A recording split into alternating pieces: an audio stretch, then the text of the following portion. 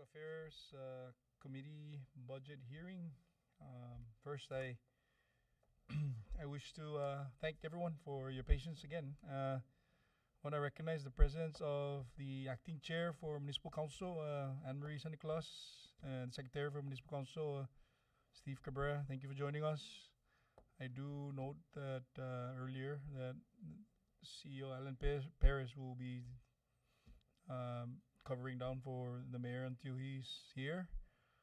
I also would like to express appreciation to Secretary Tracy Norita and her team for being here. Also, I note that the special assistant for OMB, Ms. Vicky, is here as well. It's a typical budget hearing platform where when we do ask for an audience with the agencies, or in this case the Municipality of Tinian, we always extend invite to the Central Secretary of Finance Office as well as her team, and OMB, as they're critical in some of the questions that the members may have, or just clarification before we move to the next phase of the budget. For those of you that are unaware, the House already passed their version. We have yet to dive into the product, but we will be doing that as we move forward. So we shall begin. Good afternoon, everyone. This is the Senate Fiscal Affairs Committee meeting, or committee public hearing for FY 2026 budget. We are here at Tinian Courthouse. Today is August 18, 2025 at approximately at 1:34 p.m. So the call to order is in order. Number 2 on the roll call. I think I'll just go ahead and recognize Devin to just kindly please call the roll to effectuate a quorum. Senator Ronnie M. Calvo. Present. Senator Manny Gregory T. Castro. Senator Francisco Q. Cruz. Here. Senator Jude U. Hochschneider. Hey. Senator Karina L. Magofia. Senator Donald M. Manglonia. Present. Senator Paul A. Manglonia. Mr. Chairman, 4 members are present and 3 members are absent. With 4 members present and 3 absent, we do have the requisite number to conduct this budget hearing today. The 3 members are hereby excused from today's proceedings. And at this time, the chair recognizes any of the members to commission a motion to adopt today's meeting agenda. So moved. There's been a motion for adoption of agenda, been offered by Floor Leader Manglonia. Do I hear a second? Second. And seconded by Senator Cruz. And before I call for adoption, I would like to just go ahead and, because we're adopting the agenda, although it indicates the bullet points as indicated, but I would like to inform the members that the chair would exercise the prerogative to initiate or to entertain the smaller entities first this afternoon, and then we'll go through that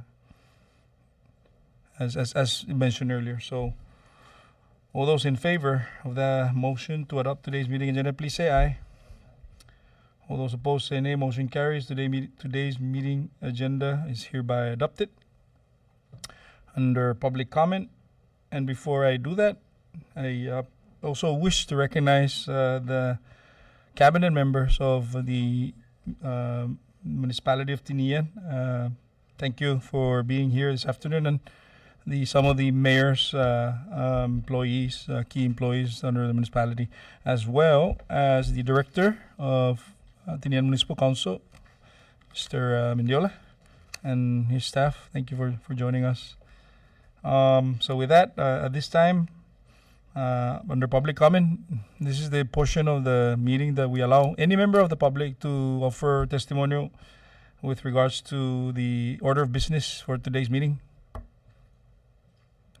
Let the record reflect that there's none. Number 5, invited testimonies. At this juncture, I would like to first recognize the Tinian Mayor's office, and with that, go ahead and proceed to the mic and kindly state your name for the record and the entity which you represent. Thank you.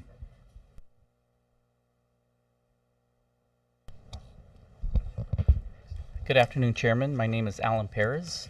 I am the Chief of Staff of the Tinian Mayor's Office, and I'll be presenting on behalf of the Mayor today. Good afternoon, Chairman Hofschneider and members of the Senate Fiscal Affairs Committee. I appreciate the opportunity to address you today, shedding light on the critical budgetary needs and ongoing challenges that our office faces as we prepare for the fiscal year 2026. To provide context, the Mayor's Office, with 131 full-time employees, manages a broad range of essential services that sustain both our community and government operations. These responsibilities encompass operating the library, our youth center, the dog control, the ID division, maintaining parks and tourist sites, conducting building repairs, planning new projects, administering municipal scholarship programs, managing the slaughterhouse and the Tinian Municipal Treasury, preparing for emergencies, and grant writing and grant management. Additionally, we support the Saipan Guest House, serve as military liaison, and oversee planning and budgeting. In addition, we assist every state department, agency, and public schools on Tinian, including CNMI PSS, NMC, MVA, and THC, by providing personnel through memorandums of understanding. Without the support staff of the Mayor's Office, Tinian's local government would face serious operational disruption. We also coordinate with autonomous agencies and serve as a vital link between the community and higher level governments. I hope that providing this brief background gives you an understanding of the scope of our responsibilities, underscoring the importance of fully supporting and adequately staffing our office. First and foremost, I respectfully request that the legislature provide sufficient operational funding for the Tinian Mayor's Office and all government departments.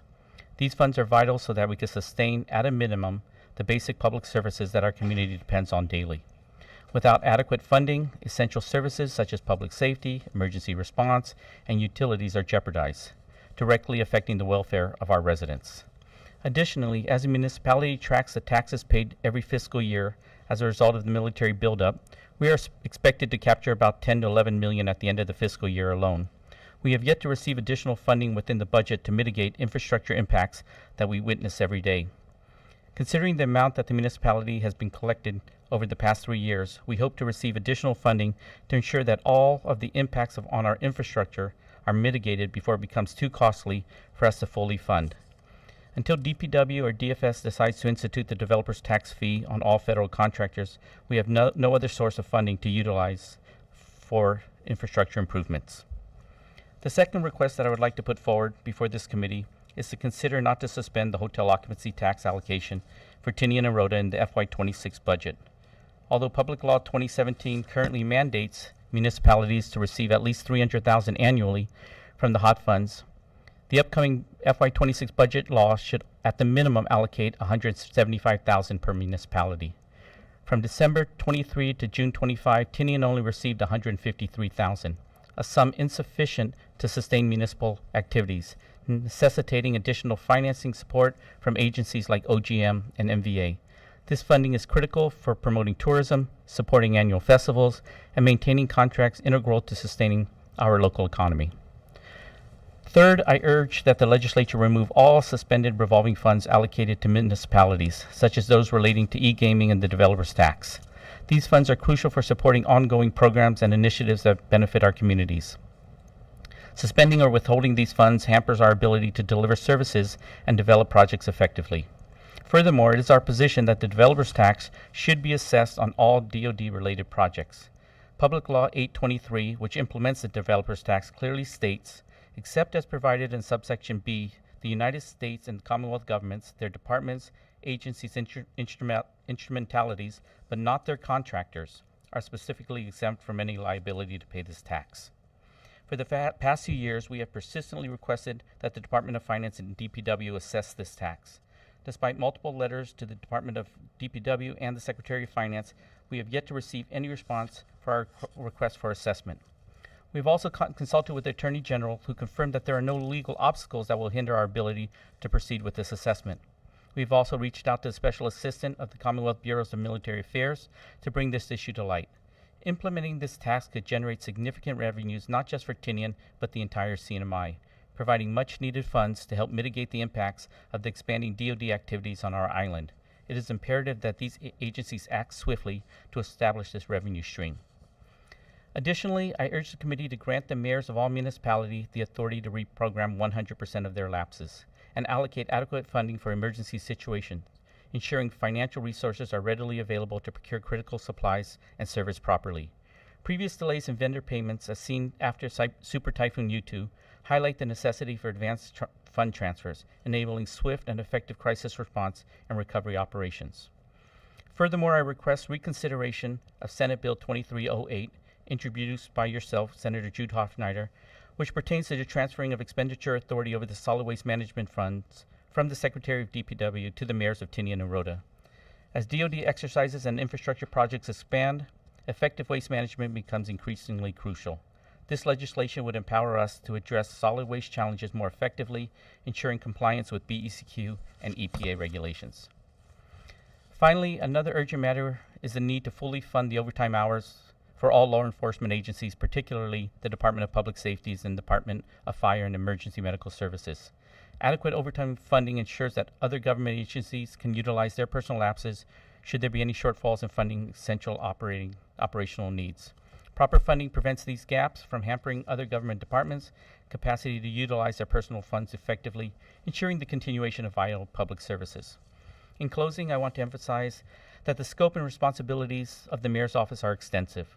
Our community's growth, driven by DoD's presence and infrastructure projects, makes it more important than ever that we receive the support, funding, and authority necessary to operate effectively and efficiently. I thank you for your time, and I'm available to answer any questions or concerns you may have.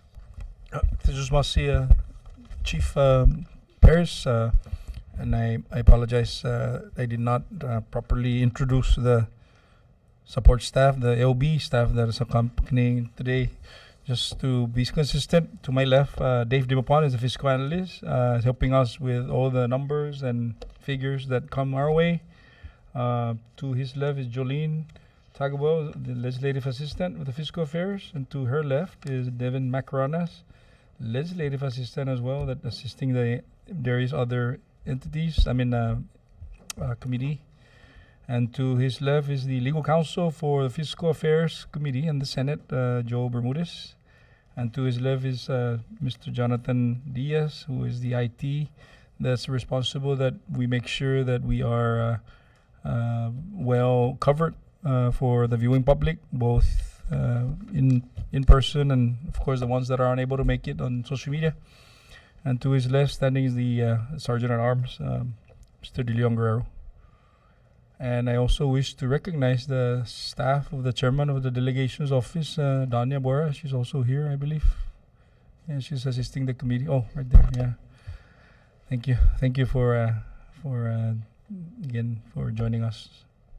So, thank you, Chief, for that presentation. I will not pose any question just yet. I do know that I want to flag that the administration submitted a 8.962907 budget request or budget proposal to the legislature, to which the House had actually just passed, and they approve of such. So I want to just flag that, but I want to recognize the floor leader, Senator Donald Manglonia, to pose a question. Thank you. Thank you, Mr. Chair. Before we excuse the chief, I just wanted to ask, is Tinian considering using any of the 702 to cover down on law enforcement for this upcoming fiscal year?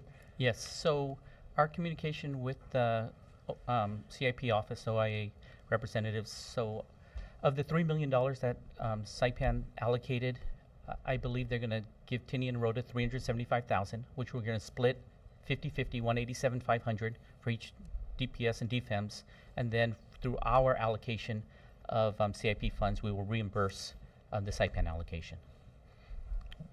What about the current fiscal year? Are you using any of your 702 for law enforcement? I don't think it has been activated yet. Okay. But once it is that active- is the intention for next fiscal year. Well, I mean, actually, the intention would be for this fiscal year, if the funds are immediately available, we would like to have our funds, used immediately for at least the back pay for the overtime for DPS and DFEMS, which I believe, if I'm not mistaken, they're probably around 5 pay periods now. Okay. All right. Thank you. Thank you, Floor Leader Maglonia. Do we want to circle back on that particular item?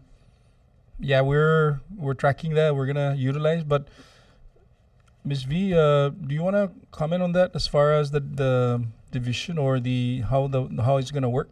For the interest of consistency, I see the acting directors here and the deputy commissioners here as well are currently being affected by in the current budget year. Is that something that is tracking to get released? I mean, for fiscal year 2025. For fiscal year 2025, the CNMI just received the grant agreement last week, and so the instructions was to establish the orgs for each of the anticipated recipients, and that includes Tinian Mayor. So, is there any timeline for as far as when is the actual disbursement gonna materialize? It's handled out of the CIP office, and it goes to the office of the secretary for the establishment, and then the allotment will be processed. So probably let's give it this week. Secretary, you want to comment on that or? Once the grant account is established and the budget becomes available, we'll release all the pending of the pay periods that Mr. Perez mentioned. Okay, so I know that we're entertaining Tinian, no, but so other entities or other municipalities are affected as well, correct? Okay, thank you. So we'll appreciate that information. So, Mr. Perez, so you're saying that we should continue on that potentially that you're affording the municipality the So- question posted by Senator Maglonia? So the amount that's going to be allocated for Tinian, the 375, that should cover easily next fiscal year. As long as the funds are available, then we're okay with using the outside source for the overtime. Whether you keep it in the budget or whether you take it out of the budget, as a means for just in case, the restrictive language within the budget put us in a situation where we couldn't pay the overtime for the two departments when we had funds available. So, I'll leave that up to this body to make that decision. But to answer your question, yes, the amount that's allocated for Tinian will be able to cover the overtime expenses for DPS and DFEMS for FY26. Okay. Before I recognize other members, under 1063, Mhm. it's reflective here for FY 2026 under 41. Oh. Under 41 FTEs. 10 of them are not funded, $1 funded. Okay. So we have 141 FTEs in the budget proposal, but I believe only 130 are actually funded. Okay. Okay, thank you. Any other member who wish to pose a question for the municipalities or mayor's office? Senator Maglonia. Thank you, Chairman. Is it 375? Is all that amount available to be used for DPS and DFEMS' personnel, other than using it for overtime? It's for operational. Yeah. It covers personnel, equipment. It could be buying gears. It could be paying for fuel, paying for communications, paying for utilities. Okay. Whatever that cost of operations, that's the allocation that's available. Okay. And with that in mind, Mr. Perez, is there any way we can allocate some of the general fund money from DPS and DFEMS to cover down on the unfunded municipal employees? With the understanding that 375 out of 702 will be used for some of the law enforcement operations and personnel. So I think that all goes down to what kind of reprogramming authority is given to the mayors for this upcoming fiscal year. And the answer to your question is yes. I mean, if we have the flexibility and the authority to reprogram 100% of our $8.9 million budget, then within the municipality, we probably could assist. Okay. Thank you. Yeah, that was also the recommendation by the Mayor Voda, if they can also get that 100% reprogramming. So I think, Mr. Chairman, that's something that the committee can consider as a provision to allow for the mayors of the two districts to be able to reprogram. That is all I have for now from Mr. Perez. Are you? Just must see floor leader. I recognize Senate Legislative Secretary Senator Frank Cruz. Thank you, Chairman. And thank you for being here to justify. I understand that the flexibility is very important. The municipality is subsidizing various departments with different kinds of issues, like fuel. So, yeah, currently we still assist when we can. So without that authority, sometimes it's very difficult to. Yeah, it becomes To very assist, right? difficult. That's correct. I understand that there's limited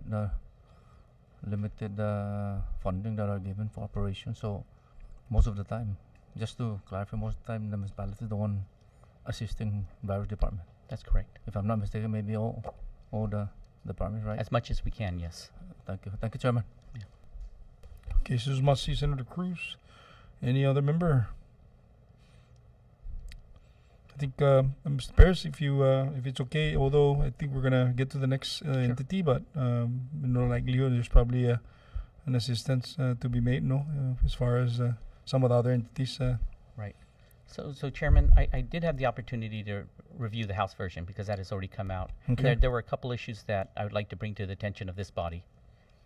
The first issue that I don't think I really understand is their provision where it says that the second and third senatorial districts shall not enter into personal contracts pursuant to memorandums of understanding. This is on page 35 of their budget for Tinian, and then there's a similar provision in Rhoda. I'm not exactly sure because this provision has never been put in a budget appropriation. I'm not sure what the purpose, but as you know, the mayor's office, like I said in my statement, we assist literally every department and even the autonomous agencies here.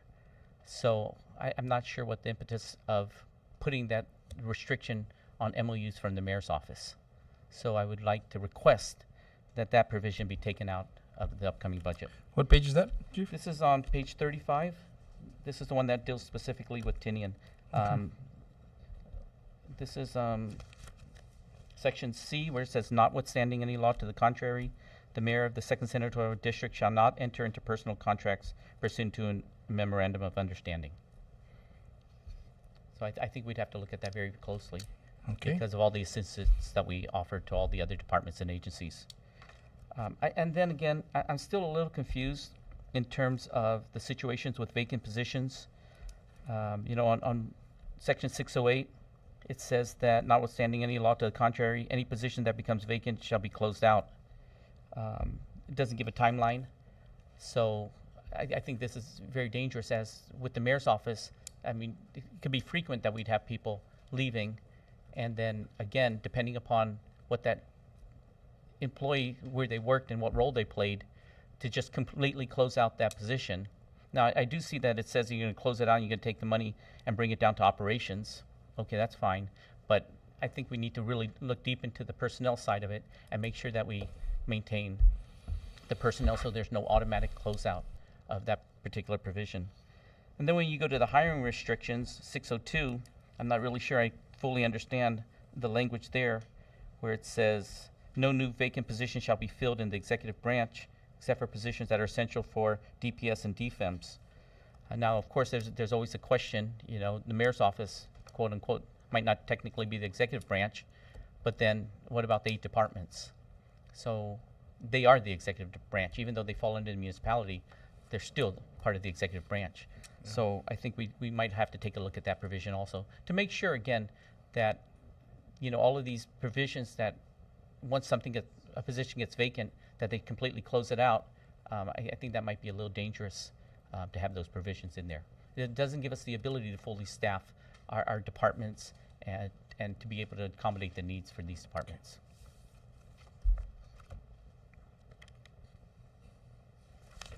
And that's basically all I have.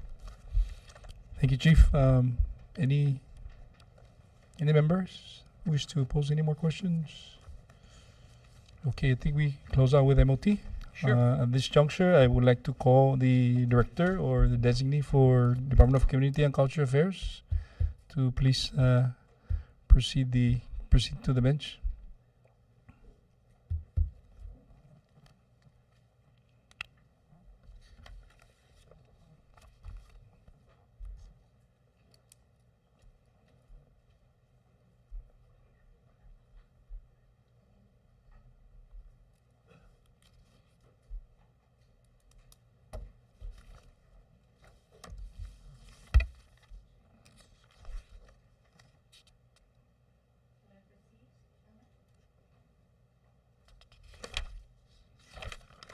Yeah, go ahead. No.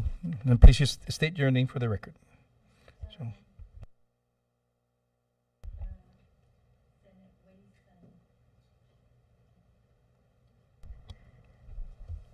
Okay. Buenas and happy day to the members of the Senate Ways and Means Committee. I'm Lucia Borja. With me today is Rochelle Regis. We're sitting in for Director Bonnie Borja.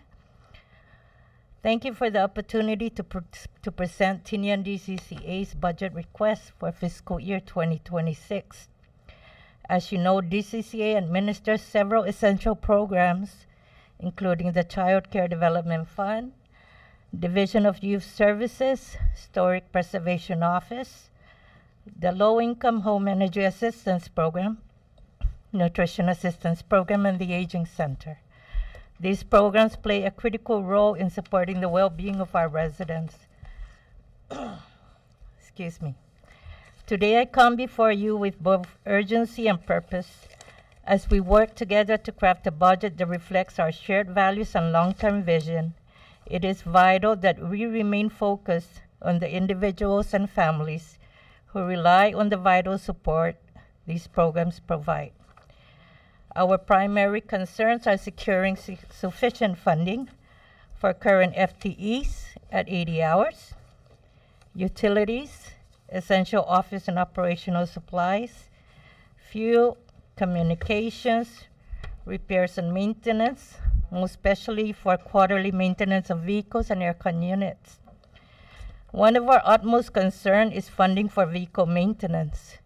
Regular engine servicing is essential for maintaining the performance, safety, and longevity of any vehicle. Another critical concern is funding for communications. If our communication lines are disconnected, there will be no internet service, and at the very least, our connectivity to Munis will be disrupted. Uninterrupted internet access is no longer a luxury, but a fundamental necessity. In addition, this might not be the most opportune time to bring this to your attention, given our funding challenges. Nonetheless, this is a very valid concern and one that resonates with many graded employees, especially in departments where different funding streams create unfair within-grade increases for employees. For the benefit of our newly elected leaders, I just want to give you a brief history of within-grade increases.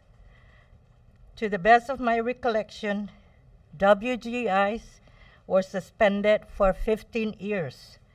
Under the previous administration, graded employees were accorded 2 WGIs from 2018 to 2019 and 2019 to 2020.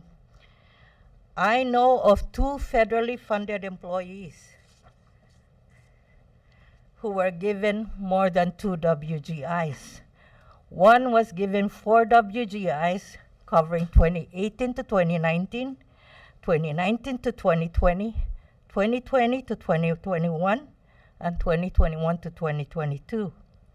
The other federally funded employee was given 3 WGIs, covering 2018 to 2019, 2019 to 2020, and 2020 to 21. I can understand that federal grants probably have more leeway on the expenditure of funds as long as they abide by the grant terms. But I personally find it demoralizing and unfair, especially when responsibilities and qualifications are comparable. This disparity leads to a widening compensation gap, even among colleagues in the same government system, but funded differently. I wholeheartedly understand that funding is the driver, and this will most likely be the primary explanation from officials in charge. Federally funded employees typically come with a built-in personnel budget that may include regular pay increases. CNMI funded employees, on the other hand, are subject to the limitations of the state government budget, which has faced recurring fiscal crises, austerity measures, and natural disaster recovery efforts. But while this explanation may be technically true, it does not justify the inequity from an employee morale and policy perspective. It is not my intention to further worsen our government's already bleak financial outlook. However, this is what's happening, and I wanted to bring this matter to your attention. I firmly believe that my WGI concerns highlight a deeper structural problem when compensation depends heavily on the source of funds and not the value or the employee's contribution. Inequity then becomes systemic. I would like to take a moment to thank the Tinian delegation and Tinian Mayor's office. Thank you for always stepping up and extending a helping hand, especially when there's no one else to turn to. Your reliability and willingness to support operational needs, even when it's not easy, never go unnoticed. Thank you again for this opportunity, and we are ready and willing to answer any questions you may have. Thank you. Mrs. Masi, Ms. Borja, thank you for your testimony this afternoon. I would now entertain any of the members to pose the question to Ms. Borja with regards to the submittal of their proposed budget for fiscal year 2026. Any member? Recognize Senator Ron Calvo. Thank you. Thank you for that enlightenment, Mrs. Borja. In knowing, yes, our current grants, sub-grants, and knowing the DCCA's Division of Youth, Nutrition, all these entities, a lot of it relies on the federal programs, sub-grant programs and stuff. How are you able to, within the previous year, keep those under the program? Has any of your funded, the grants and stuff, have they been able to ensure that they currently have funding for the proposal you have in place?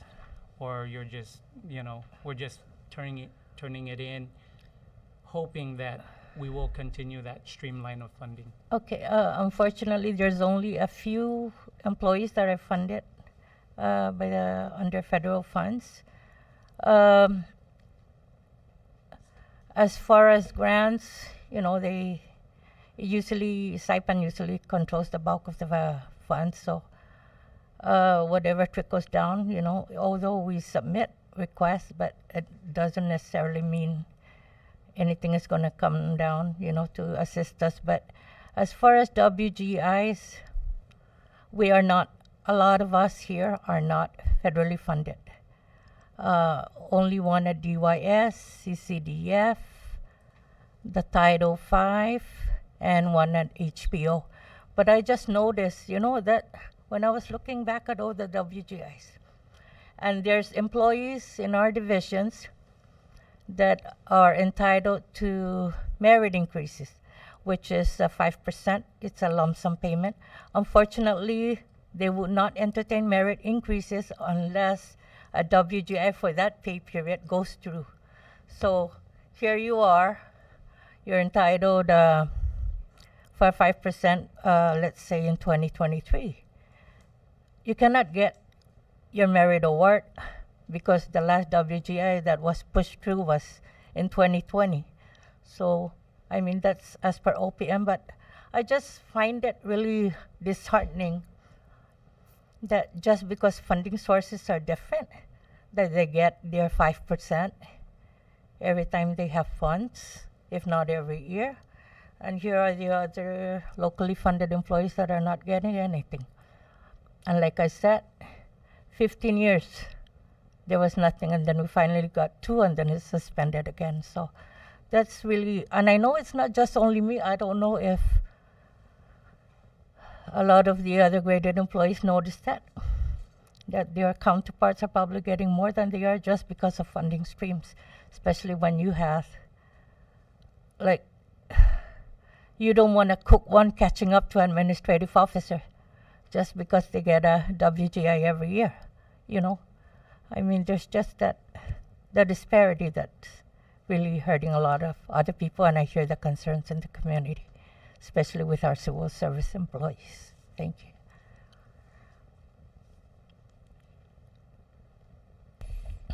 Thank you. And before I forget, are you able to, Ms. Bora, are you able to talk on how much like indirect costs you're receiving for assistance from any federal funds that's being approved this year? No. You're not able to. Unfortunately, with DYS, they handle all their, of course, the employees, and they get their supplies and whatever else they need. With the aging center, the gas, the food for the Manamku, their supplies. But as far as dollar amounts, no, they never ever disclose those things to us. Yeah. The only time I get to look at that is when I review the citizen-centric report. I mean, not the citizen-centric report, but the department-centric report. But then there's really no detail as far as how much did Rhoda get or Tinian. It's just the entire. Thank you. And I apologize, Vice Chair. You know you're welcome to join us. I know you're at aging, and I always forget, and it's my fault. So you want to answer to that, or you want to?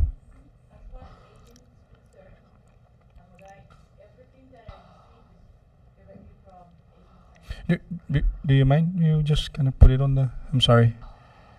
So we want to make sure that we flag this conversation. For the record, the Anna Marisa Plasnam under a Office of Aging. And then just the Sorry. Miss Bohr. Sorry. Is there any chair you can use for? No, I'm okay. Don't worry. Don't worry. Okay. From the Office of Aging, from the field communication, Utilities. No. in Encano, whatever we cannot afford here in Tinian. Office of Aging Saipan help, Okay. So most especially in Encano Manamco. okay. So basically, you are getting the needed assistance based for operations, no? Yes, to be honest, tinahang funds para aging Tinian. Okay. No. Thank you. Okay. Thank you. Any Senator Cruz? You wanna? Recognize. Thank you, Nushi, for sharing. Yeah. This is first time that I hear that one, that there's Yeah. disparity. And I don't want to put finance in to the spot, but is this normal that you guys don't see the disparity of WGI on federally funded? No, I know that the non-federal has been stopped, right, because of the austerity, and especially when we encounter the pandemic, no? But with federally funded, do you guys monitor those whether or not they're complying, or is it fair that some can receive, some don't? I'm sorry not to, I don't want to put it, but since you guys are there, I just want to also educate myself as to how's the process on this. Is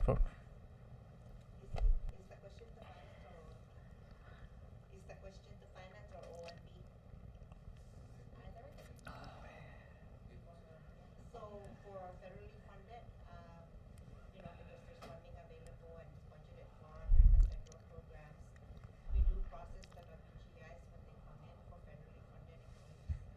But however, for general fund funded employees,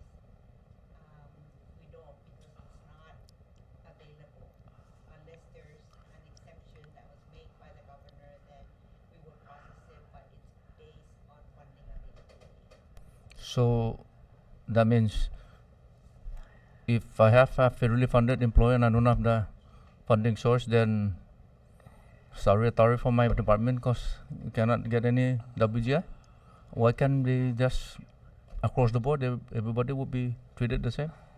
So that department is not gonna complain that why it's not fair. We don't have that funding, but still the same federally funded employees. So just like cinema employees, right, across the board, nobody gets because of but for federally funded, because we don't wanna hear departments complaining just because we don't have that. I'm sorry that you don't get, but yet the others get. For me, I think it should be across the board so that it's fair for everybody. So no less complaint. Similar to the austerity program where the federally funded are exempt, but the generally funded employees are not. But that depends on us, right? In the cinema, it's not the federal is not telling us give federal WG, right? Depends on us, right?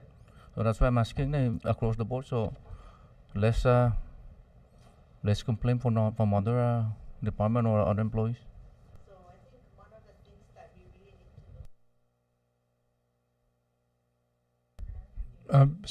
to look. Ms. B, I'm sorry I didn't mean to interject, but I asked the sergeant if maybe we need to hear the mic, no? Because we're recording this, and this is a good discussion. So if you don't mind. Sorry, Chairman, but this is part of the budget, huh? No, that's you're fine, Senator. I just want to make sure that it's clear. Just press the mic on, please. Thank you. Hello? Okay. So like I said earlier, because the governor has just transitioned into his position, there's still a couple of things that we really need to bring up to him, and it'll probably be one of our agenda in our meeting this week. But there is a directive that prohibits any kind of salary adjustments for those that are funded under the general fund. So it's Directive 25-001 as well as 23-002 that's still in effect. So when that is lifted and funds are available, then folks that have not received their WGIs can be processed, but funding has to be available. That's on the cinema side or both? For the cinema general fund. But federally funded is mentioned today, and some are not get. Are the old federal funded employees in the cinema get WGI at the same time, or no? They receive or not? Some don't. When the department processes the WGIs, we process them. The WGIs has to be initiated by the department, not through OMB or finance. So the initiating authority would be the department. Okay, I'm just saying that if the cinema don't, because we control that, right? Not the federal don't say they're not the one approving it. It's us. So that, like I said, if either federally or cinema employees should be treated the same, so that no one will complain about why I've been there for 15 years I don't get, and this one just came in 3 years ago and then or 5 years ago and then gets treated different. So I'm just saying just to lessen the complaints in our, and the thing that we don't want to see batten around the department because of they feel that they're not being treated the same. Thank you, Chairman. Thank you, Senator Donald Magnolia. Recognize. Thank you, Chairman. Ms. Vicky, going back to the discussion on the WGI, have there been any executive branch employees that have received their WGI on the general fund side in the current fiscal year? There have.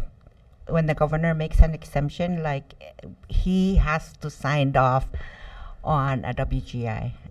none so far with the current, the new administration, but prior administration there has been. So nothing right now is stopping any entity from putting in a request, and that'll be up to the governor for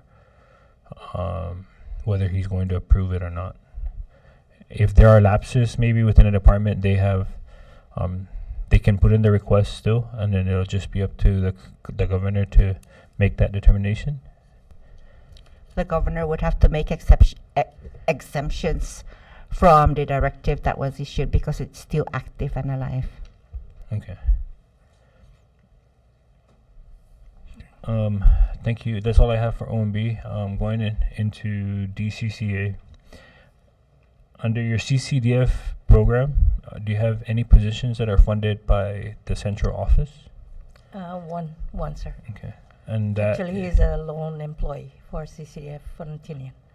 okay. Did they transition mid-year, or they've been with CCDF at the start of the fiscal year? No, yeah, since the start of the fiscal year. Okay. About 3 years already that he's been there.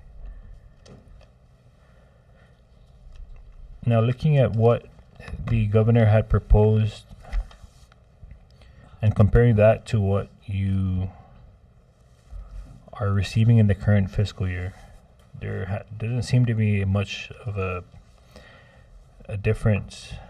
And so what are your challenges now that your agency is facing that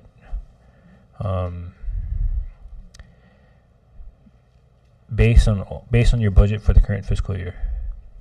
And if we were to accept the same proposal for the upcoming fiscal year, how would that hinder, or is that something that you Like can I currently said- operate with? Like I said, I think right now, because we're hoping that the municipality will still get the utilities account out of the mayor's office. But our biggest challenge is we don't have a revolving fund, so communications and at least the maintenance of the government vehicle. I mean, we don't want these cars running without engine service. Eventually, they'll break down, and that is something we want to try and prevent. Okay. Are the federal programs under your department covering for some of the operational expense with shared offices, whether it be DOS, aging, CCDF? Aging has their own office. Okay. HPO has their own office as well. NAP now is coming and asking us to cost share, but we don't have the space for it. Okay. Now they want to cost share on that. But it's the administrator came down and she saw how tight it is. Even when we have NAP distribution days or recertification days, the director most of the time has to leave her designated area just so, there's seat for people to sit down on, or it just gets too crowded. Okay. And sorry, going back to the NAP, do you have an employee that Right now, they just hired one. So, paid for by the main office? yes. Okay. Thank you, Ms. Board. That's all I have, Chairman. Thank you, Senator O'Donnell. Just quickly, Ms. Bora, I think there was a 3 FTEs for HPO that is probably accidentally omitted. Should we reinstate it? No, sir. Right now, we have only one vacant FTE, which is for a cook 2 at the aging center. It's The HPO? HPO Estama Field. It's the ununa vacancy. Okay. So what's the total number? 3. 3? Okay, we want to flag that because the analyst actually brought that up to my attention that there was a perhaps a overlook on that they removed it. So we're gonna reinstate it back. So it's the todo active, no? It's An the active total. She's on board. The other one I wanted to bring up I brought this up to Miss Sam. They put a vacancy under the aging as admin assistant when it should be for cook 1. That position was restructured. So I have here, based on our, Okay. So, so that is already tracking for hiring. está todo. So I think we need to just update it to make sure that it transcends yes, to please, transfer and make into sure they're the. all funded as está Yeah. todo, no? So that's good 2 information. of the, out of the 3, 2 are already on board. 1 is being routed for an examination announcement. Okay, so ni representa pago na fiscal year, no? Yes. Okay.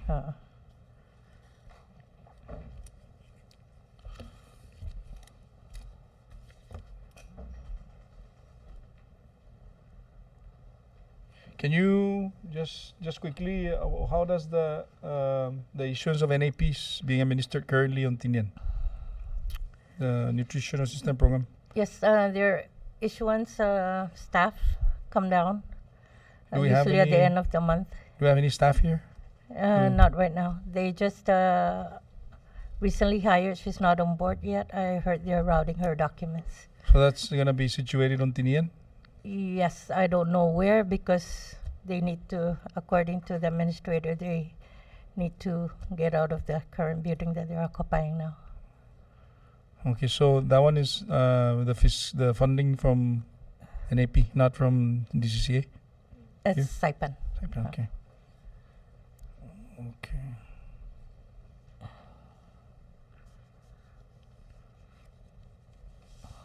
So did you say repetitive talo dispensa the building?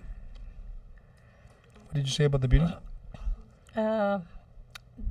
I believe Miss Margaret said they need to Vacate? vacate, Okay. and they were looking around for. Actually, they were asking if they can be accommodated at our office, but we just don't have the space. So I'm not sure if they're still looking. Okay.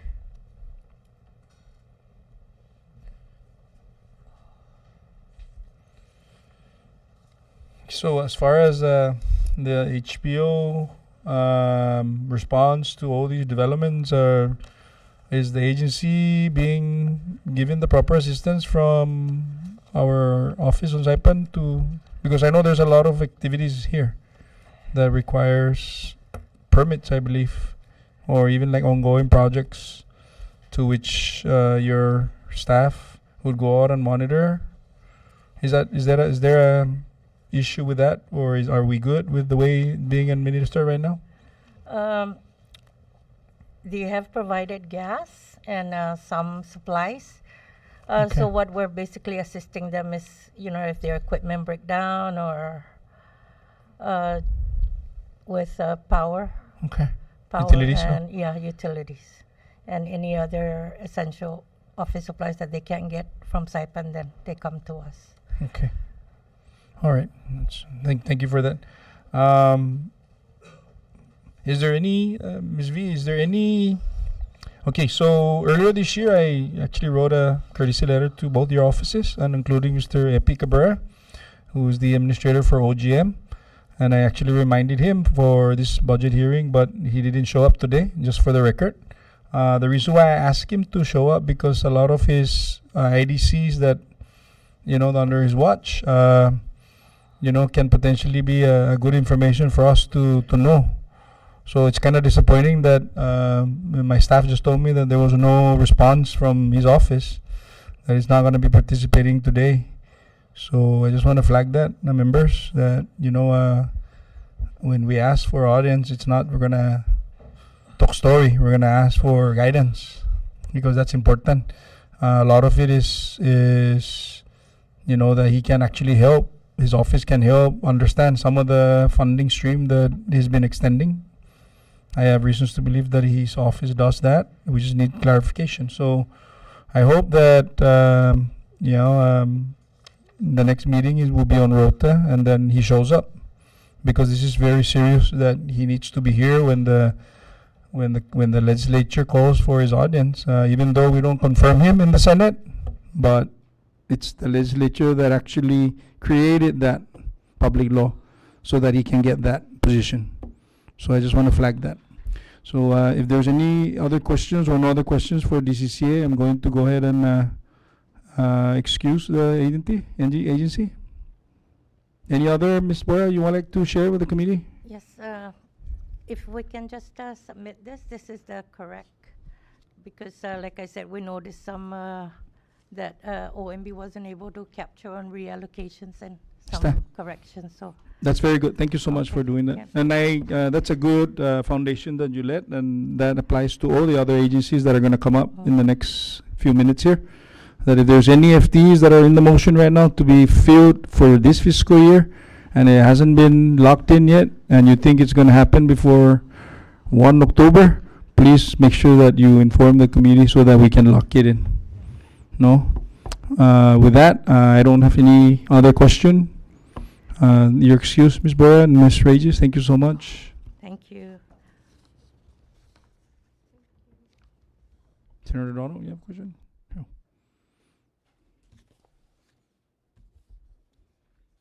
At this time, I wish to call, I want to give an opportunity for the Tinian Municipal Council to present their budget.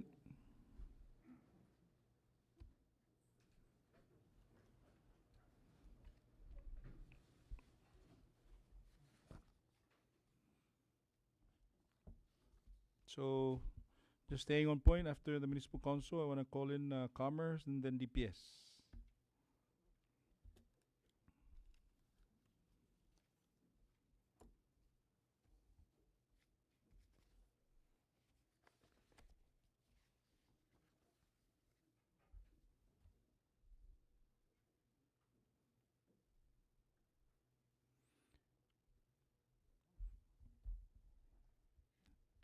Thank you. Take your time, Vice Chair. Good afternoon, Chairman of Schneider and esteemed members of the Senate Standing Committee on Fiscal Affairs. For the record, my name is Ana Marie Saniclas, and I am the acting chairperson for the 20th Tinian Municipal Council. Here with me today, Secretary Esteban P. Cabrera of the 20th Tinian Municipal Council, and our Executive Director, Jodrick Mendiola. We appreciate the opportunity to testify today regarding the fiscal year 2026 budget submission for the 20th Tinian Municipal Council. Thank you for allowing us this platform to present our budget, which reflects our commitment to financial stability while meeting the needs and expectations of our constituents.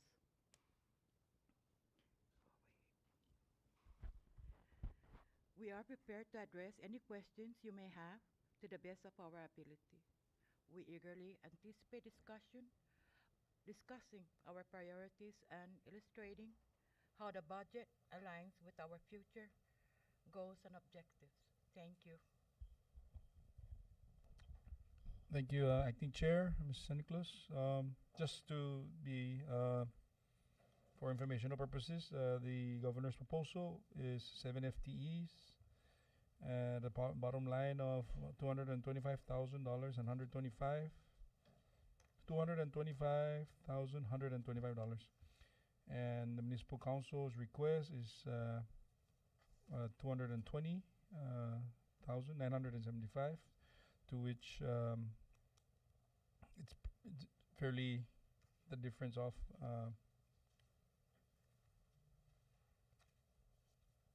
4,150.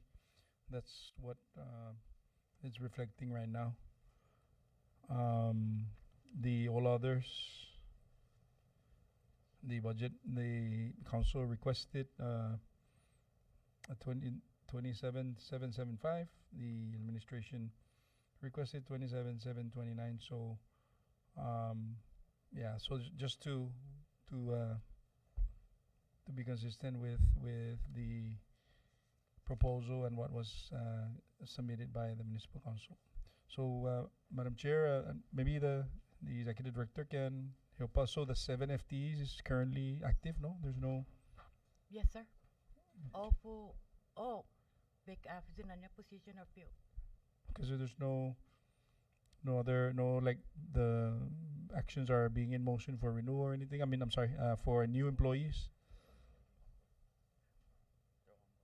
They're all on board. Okay, they're all on board. Okay, so is there anything else that you wish to share, like projects or any, or you want to advise the members? Honestly, it's on your governor's proposal. I'm okay with it. Gracia finally man manayam. Okay. Previous thought that. Okay. So for now, we're good with whatever the governor's giving us. Okay. Sounds good. Any other member would like to pose a question to the council?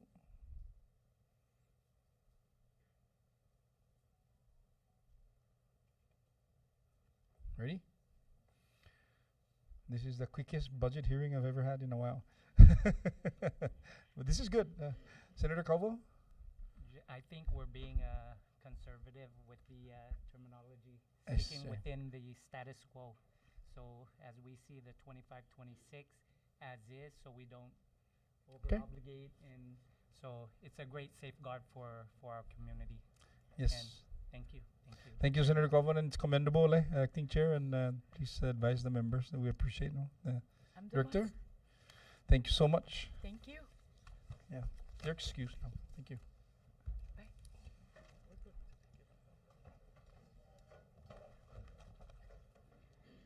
Okay, this time I wish to call Department of Commerce.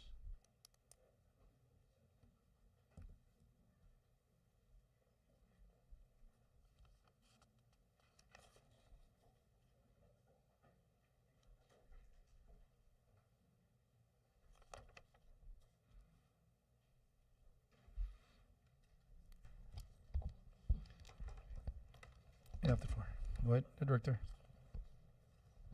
Good afternoon, Chairman Hap Snyder and member of the Fiscal Affairs Committee.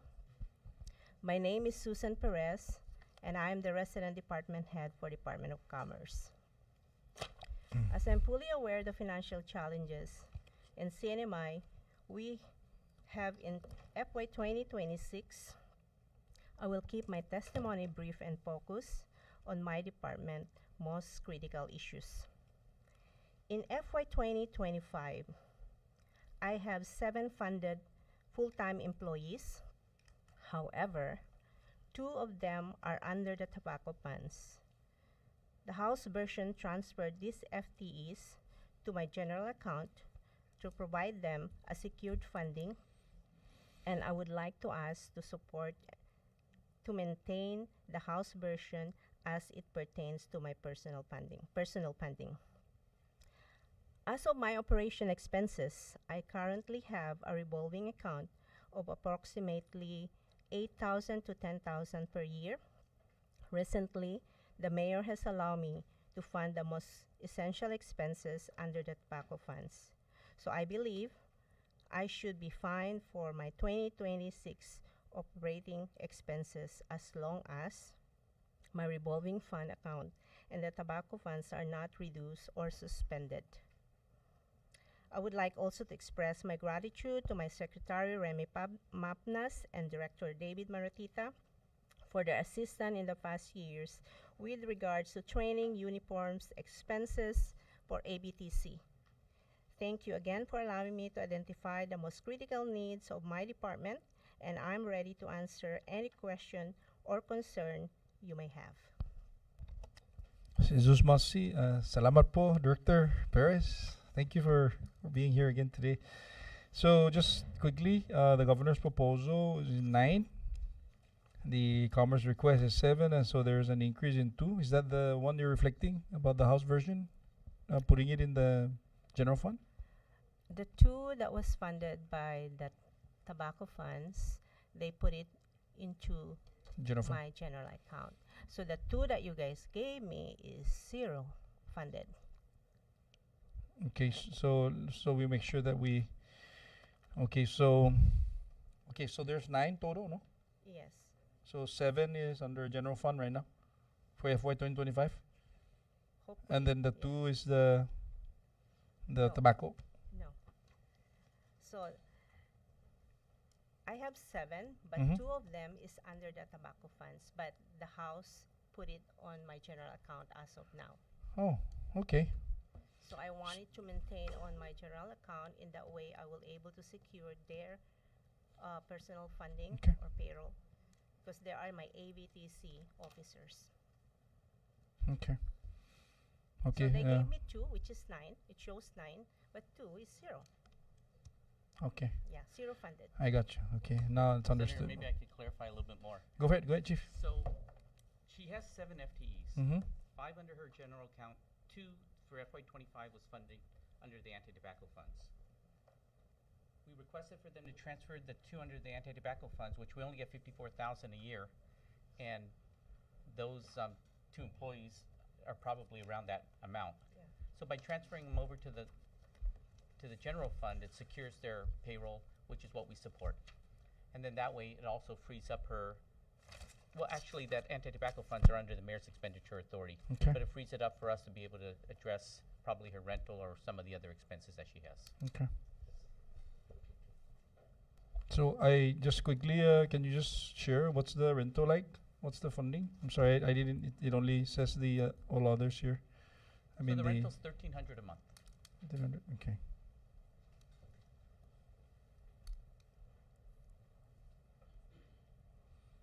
Okay. Okay, thank you. Any member wish to post? Senator Cruz. Thank you, Director. I see in my document here it's 9 governance proposal 9 FTEs. I think the Yeah, but chairman 2 of them mentioned are only dollar funded. the 2 is unfunded, Yeah, they're unfunded. but they gave you guys 9, but the 7 is funded and the 2 is not. Correct. So that's why you're requesting for the 2 to be funded. Okay, thank you.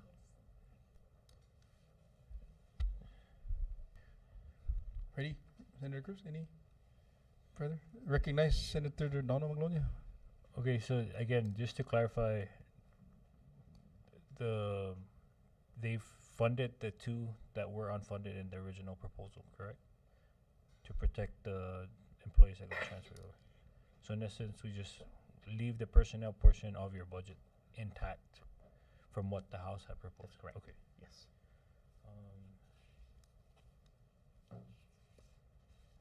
That is all I have. I think I just got clarification from our LA that the revolving account provision is also included in next year's that would allow you to use it for all other purposes. Thank you. Thank you, Chair. This is Floor Leader Maglonia. Second, Senator Cruz, recognize. Thank you. Again, since you have Vicky to assist us, why Commerce is given additional 2? Why Commerce given additional 2 FTs without funding? Just to clarify that, just to make me comfortable to support. If I'm funding not them. mistaken, I think what they wanted was for the 2 FTEs that are under the tobacco fund to be funded in the general fund. So that's what they want. The 2 additional. Yes. But when you submit, it's no, so it has to be from the tobacco. Because she mentioned that 2 is under tobacco, right? So Because you said 5 and then the 2 is under what funding? I think there might be a little confusion. I think they doubled up on the 2. So the way it's presented at the House level, that's correct. So there's 7 funded under the general fund. Because previously there were 5 under the general fund and 2 under the tobacco funds, but there were still 7 FTEs. It was just 2 different funding sources. So- Now everything's under general fund, we're fine with that. The other 2 non-funded FTEs, I mean, yeah. So can you use tobacco fund for that? Because it's already down there. If they have a need for it, then that opens up that option, yes. Thank you, Chairman. Okay, this is Masi, Senator Cruz. Thank you, Chief and Director, for clarifying some of the questions by the members. Senator Calvo, do you have any questions? Or recognize at this time? Just to safeguard again, you mentioned training needs, but you have that also appropriated in case you need your training for 2026? Because sometimes we do get a side, request for additional funding, just to ensure that you have all the certifications and annual trainings in place. Yes. And for consistency, what Senator Calvo is saying is when you say side request means they request to the from the to the delegation, right, Senator Calvo? To experience, yes. Thank you, Senator. But thank you. But I also appreciate that you mentioned of the assistance being extended by the Central Office, Commerce. I think that's comforting to learn that the support is in order. I appreciate that, Secretary. I mean, Director, Senator Calvo. I mean, Senator Manglonia. Sorry. Thank you, Chairman. Sorry, just one last question. Is your office receiving any funds from like the corporate tax account that's with the Central Commerce? It all goes to one account, which is central office. There's no sub accounts. They don't give us anything from there. Have you So ever requested for we any did. financial support from? Yes, we did. And what has their response And been? no, we don't have. Maybe that's because they handle all the expenses for, like the training. All the training, I don't pay anything from guns or uniform for ABTC. So Yeah, but that's ABTC. But in terms of like the corporate tax or the no, they corporate never give us filing anything. fees, I think the same with registration, Rhoda. registrar. Same with Rhoda. We don't receive any from the corporate tax or annual report fee. No. Ms. Vicky, do you have the balance for the corporate tax? Is that something that, or Secretary? That corporate tax account? I know in the past we've been looking at, I think, close to $1 million, if anything. I'm not sure that has changed. Are you talking about the filing fees for the Registrar of Yeah. Corporation? So, Tinian Department filing fee on the April 1 submission, the balance was 10,853. So there are sub accounts for Ronan Tinian? 1959C? Oh no, not that one. That's my alcohol revolving fund, the 1959C. We're talking about the annual report Yeah. that we receive every year for Yeah. all the corporation, Right. non-profit, and LLC. That one goes to one Goes to central one account. account, which is SIPEN. They're the one who handle it. Is that That's the something? only account that I have for Yeah, Commerce. I'm not aware of any other revolving account for commerce, Okay. which we maybe should look into that, and even legislative allocation, Okay. then, the municipalities can. To provide sub accounts. Okay. All right. Thank you. Thank you, Chair. Sis Masi, Director, and Senator Dono. Any other questions from the members before we dismiss Ms. Paris? Okay, that being said, thank you, Director Paris, for your presentation today. Appreciate it. Thank you. Can I, before we go to the next agency, can we take a 5-minute break, please? Thank you.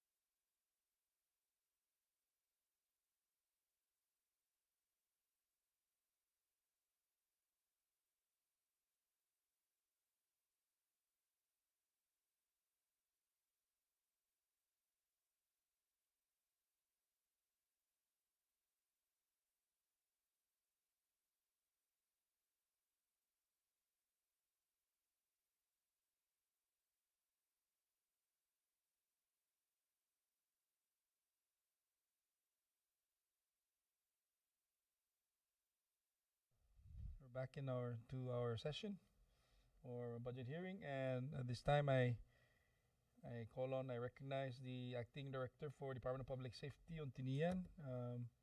I'll let him state his name for the record to present his budget request for FY 2026. I recognize the gentleman.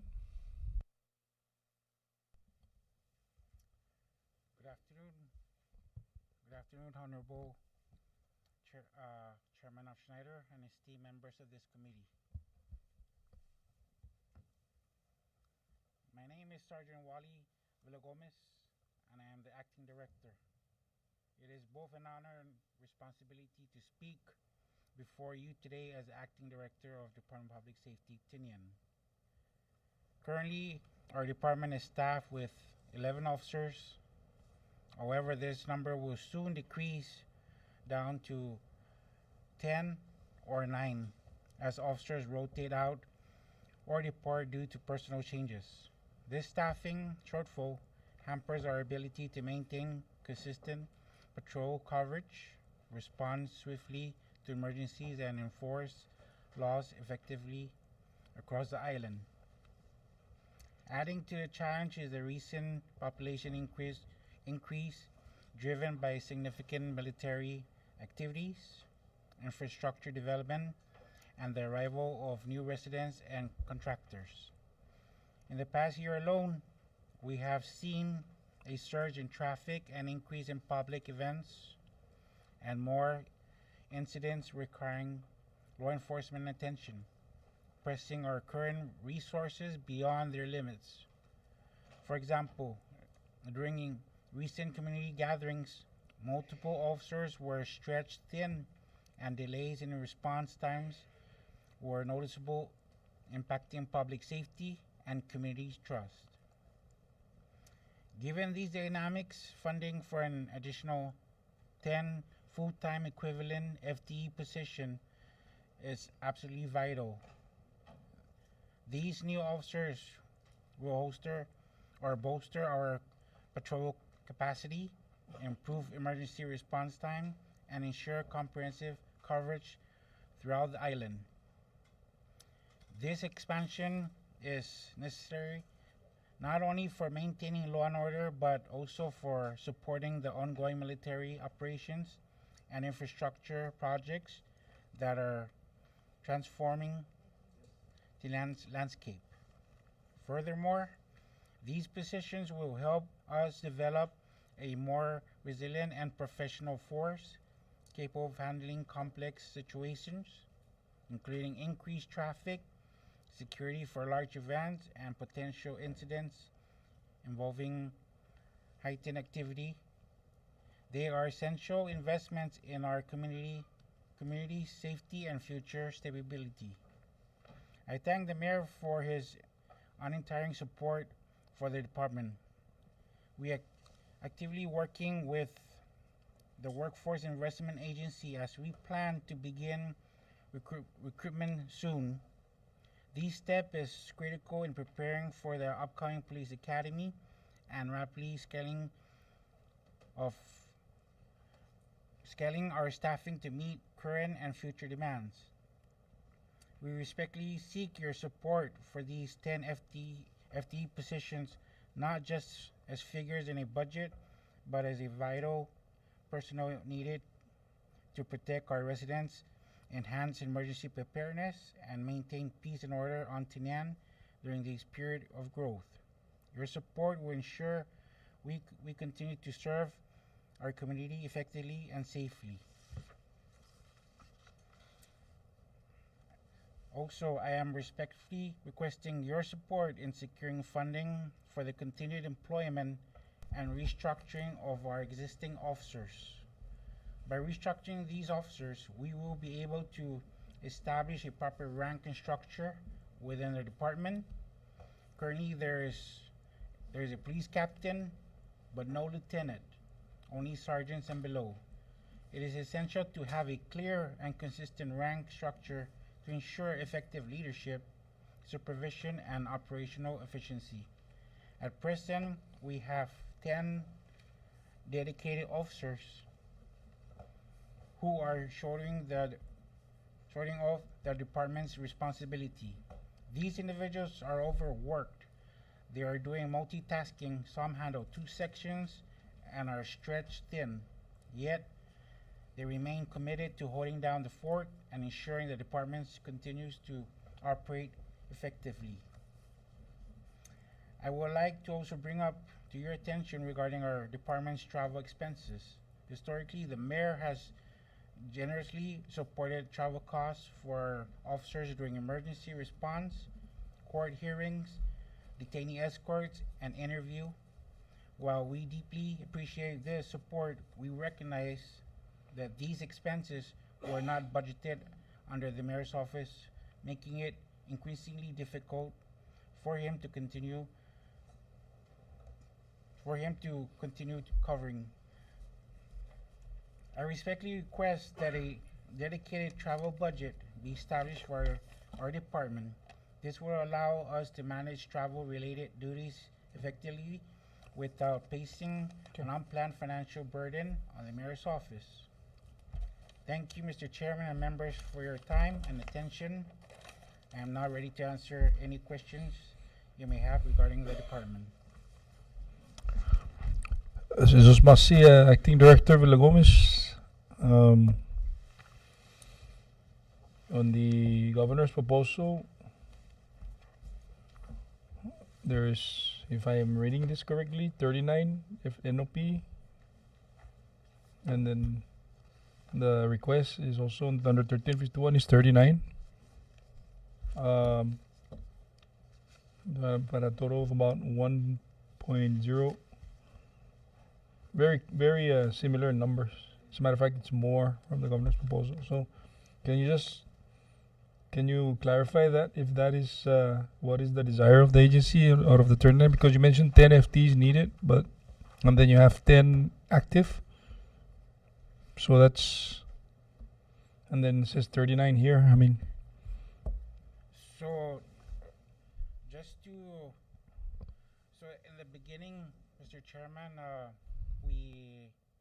the mayor asked that we restructure Police Officer 1 to cadets, total of 10 Police Officer 1. so those are FTs available right now that you're restructuring to make them cadets? Yes, but at that time, we haven't met with WIA.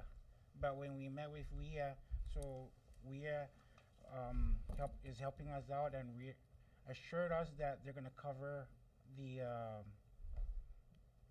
10 slots for Tinian. So we need to cancel the restructure, which I wrote a letter to OPM to cancel the restructure, so that way it goes back to Police Officer 1, the 10. So, staying on point, the WIA, what's the time frame? How does it work? Is it perpetual, in perpetuity, every year, or how does it work? Or just the federation of the? Well, on our meeting, they're gonna help us help the department out for either 6 months to a year. Okay, so that's good information. Is there any fiscal impact that you can share with the committee? In terms of is there anything? I mean, if it's not available now, then you can share with us later. But I encourage you to just for informational purposes as well. What about the FTs, like the PO1s and are they being announced now, or? Well, right now, it's still dollared. It's available, but it's dollared, if I'm not mistaken. Oh, so they defunded. It was defunded, basically. So how many of the 39 NOPs, how many are police officers? Because I know there's admins, because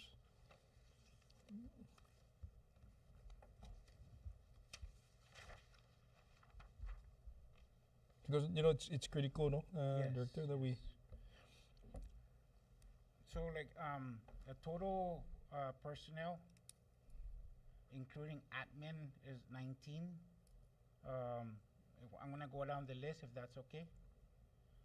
Two 2 captains, 3 sergeants, 5 police officer 2, and 4 police officer 2. Correction, 3 sergeants, 5 police officer 3. 5 police officer 3, that's correct, and 4 police officer 2. So there's 14 altogether that have sworn in? Yes, sworn in, Okay. aside from the admin and Okay, so PSG nisita ni Des. that's the reason why, because of the academy that we're pushing Okay. with WIA. Okay. So these are all active, no? Yes. Okay. Yeah, the reason why I keep wanting to clarifying question is because I want to make sure that if we have OMB here in finance, if they can assist with boarding some of the vacancies, if there's accompanying funds.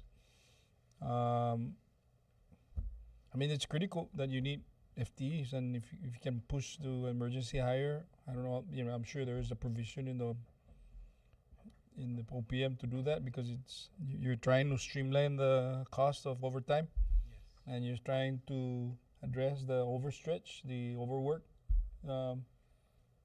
police officers. So maybe Ms. V, is there any conversation that you wish to share on how we can assist the director here? So with the WIA program, it's good for 6 months. They pay for the police cadets for everything, from uniform to their salary to books and whatever materials that they need. And then, following the training or the graduation, they become police officer once, and that's why those FTEs are there. The police officer once, even though it's $1, it's there to secure the conversion of the cadets once they become police officers, and that law enforcement funding can also secure for them to be carried for the following 6 months. So that's what's there. They just have to finalize the plan of, getting the cadet up and running together with the WIA program. Okay, Jesus Masi. So I think it's critical, no, to what was mentioned to OMB to allow, advanced calculation as to how much fiscal impact you're going to be needing.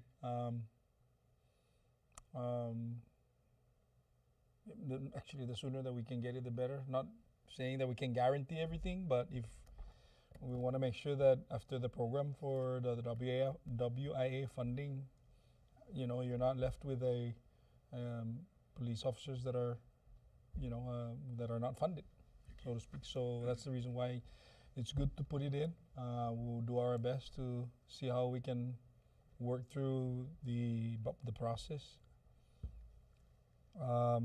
But I'm going to yield my time to the other members. I'm sure the other members have posed a question, and I'll yield my time. Any member wish to pose a question to the acting director? Senator Cruz, I recognize. Thank you, Chairman, and good afternoon, Acting Director. Afternoon, sir. In regards to the cadets for the academy, I overheard that or a reliable source that OPM will not allow to fill the position unless there's a guarantee there's academy. Is that true? I'm not sure on that, sir, regarding OPM, but from my last meeting with WIA and the commissioner of DPS and NMC that we're going to pull through, we're going to start soon. We're just finalizing the process, like as far as the drug testing and other things needed. But so there's a proposed academy no deadline, right? Yes. Yeah, I just want to clarify from you. I don't know about the previous the director before you. I overheard that the OPM don't want DPS to fill those or hire cadets unless there's a guarantee that there will be academy. I just want to know that because I want to ask OPM, is that the process between planning and budget for OPM to be deeply involved in authorizing department to fill, or for example DPS or law enforcement to not to fill unless there's academy, I guarantee there's academy. Vicky? Sorry. Okay, I just received a source from the previous director that they're trying to, to hire cadets, but then OPM stopping them from hiring unless there's a guarantee that there will be an academy. After they hire these people for police cadet, and is that the normal process, or because it's kind of like very. So here we are, we have federal programs, we have federal funding that we want to spend that money to hire and fulfill the needs of the departments, like especially like DPS, fire, corrections, even ABTC, needing this law enforcement, to be filled. And I do not know why OPM is coming up with a position of they're not going to allow them to hire when that funding is not even impacting the general fund. It becomes an impact to the general fund when the 7 months hit, because I believe the program carries from like start to finish at like approximately 180 days. But it's something that we can inquire with OPM. Because that's why I want to know whether there's an additional, because it's not within the budget law. That OPM has a role with telling department cannot hire unless there is an academy that is coming. Even the budget appropriations allow for the filling of these critical positions for police, fire, and corrections. Okay, thank you. Okay, good. Thank you, Chairman. Okay, this is Masi, Senator Cruz. Any other member? Floor Leader, Manglone. Thank you, Chairman. Sorry, good afternoon, Acting Director. Can you just clarify again in your statement, you are needing 10 positions for new officers to come in, and you submitted the request for cadet, but then later retracted that and requested for PO1s? Is that my understanding? So, well, in the beginning, we requested for 10 FTEs, for 10 cadets. But when I went ahead and reached out to WIA, that's when WIA came in and told me that they're willing to cover everything. So I was able to inform the mayor that we need to hold on the restructure from police officer 1 to cadet. That way we don't lose out on that. So that way when the WIA graduates, the police officers or the cadets to police officer, they can automatically transition to that police officer 1. Would it be possible to proceed with the 10 cadets, take them on board now, once they have an academy, transition them to WIA, and then once they're done, restructure those cadet positions to PO1s, just so that you can start hiring these cadets now and securing them, so that in the event there's an academy, they're ready to proceed? Is that?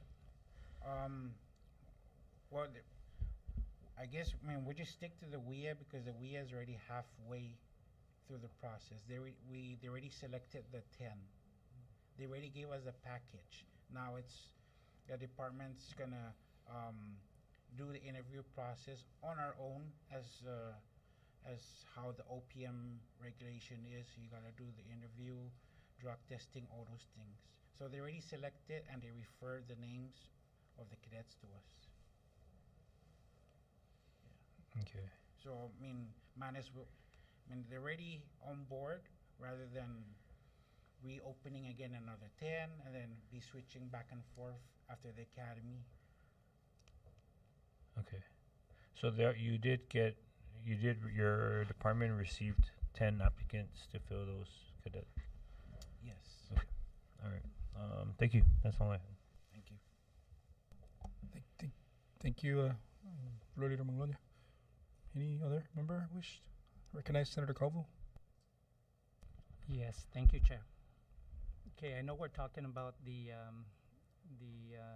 thank you, Acting Director, regarding the positions and so forth.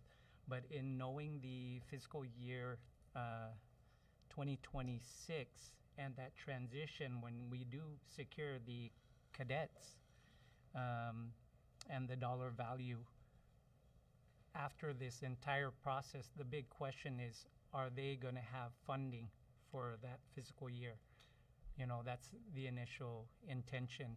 When we look at the governor's proposal, I just want to share the stats here. The governor's proposal for, you know, the police request, you're at 478 million. For Tinian, the governor's proposal is 1.063455, meaning we're at a shortfall of 21%, meaning it's decreasing, knowing that we need personnel and everything. But when we look at the financial portion of it, you know, there's so many itemized breakdowns that kind of create a disservice. You know, we're trying to go positive, but then based on cash flow and certain things, we're at a negative. So I'm just wanting to ensure that the cadets go through that motion, the 6-month training and everything. And we do have the increase in wages and salaries necessary to ensure that those positions are filled, whether it be granted or what source of income, you know, that we can have them transition in. We're looking even on overtime, you know, I'm just looking at our end as a Senate, the breakdown. Overtime, you guys, for the police, we're requesting at least 20,000 overtime. We don't see it, as the governor does not propose, you know, overtime. We're looking holiday pay, 6,000, you know, additional to cushion. Again, not covered by the governor's proposal. Travel, 10,000, requested by, you know, our Tinian people to ensure we have funding for that. We don't have anything as far as the appropriation under the governor's proposal for 2026. Technology is very important. Technology upgrade and equipment, we're at a shortfall of 10,000 you're requesting. We don't have anything in that position. So fuel and lubrication, a lot of that's falling under the municipality. So, I mean, you know, these are great proposals, but, you know, as we look forward, I just want to state, hopefully we get that support from the central as far as funding to help subsidize the areas of need, especially our essentials, including our much needed, you know, cadets in place. So, and there's many more on this breakdown. So just knowing that we're at a 21% shortfall from your request and what the governor's proposing for 2026. Thank you, Chair. Thank you, Senator Calvo. I think you're directly associated with this question, no, Commissioner. Acting Secretary. I'm so sorry, Acting Director. How are we handling this Rule 5 requirement with regards to your funding? Are you responsible for that when you try to transport a detainee? Are you funded for that? No, we were never funded for that. So at any given time, we would always tap on the mayor. What's the cost per response? It all depends, but roughly, 10,000 for airline ticket, with the airline ticket for a detainee and an officer. From here to Saipan? Roughly, in a ballpark figure, like for the entire year. For entire year, yes. So how are you responding to it right now? Well, right now, either we transport them on a boat or we just seek help again from the mayor's office. So even transport on a boat is still you're incurring costs. Yes, fuel, Okay, manpower. so 10,000 is ballpark figure. Ballpark figure, if I can get a good. I mean, I wish you didn't need to do that, but you know, of course, it's an operational anticipation. Maybe I can ask the Secretary of Finance. Secretary, there's a. I'm tracking the 702 funds, the CIP that can potentially utilize that, but law enforcement, any on your watch? Basically, there is a law enforcement revolving fund, so to speak, that is under your expenditure authority. Is there any chance that we can divest some of that to Rhoda and Tinian for at least for the PESTI Rule 5 requirement? I'm sure Rhoda is probably going to be dealing the same thing, but they're a little bit further away, so they're going to be needing more.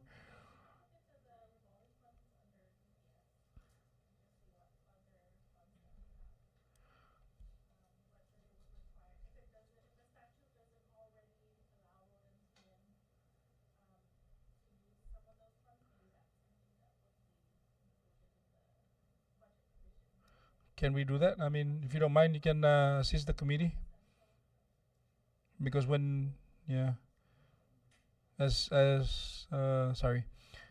always, it has repeated several times. Every time that the agency is unable to tap, the quickest way is to go to a mayor's office to assist, and he never say no unless he doesn't have, right? Which is rarity. Yep.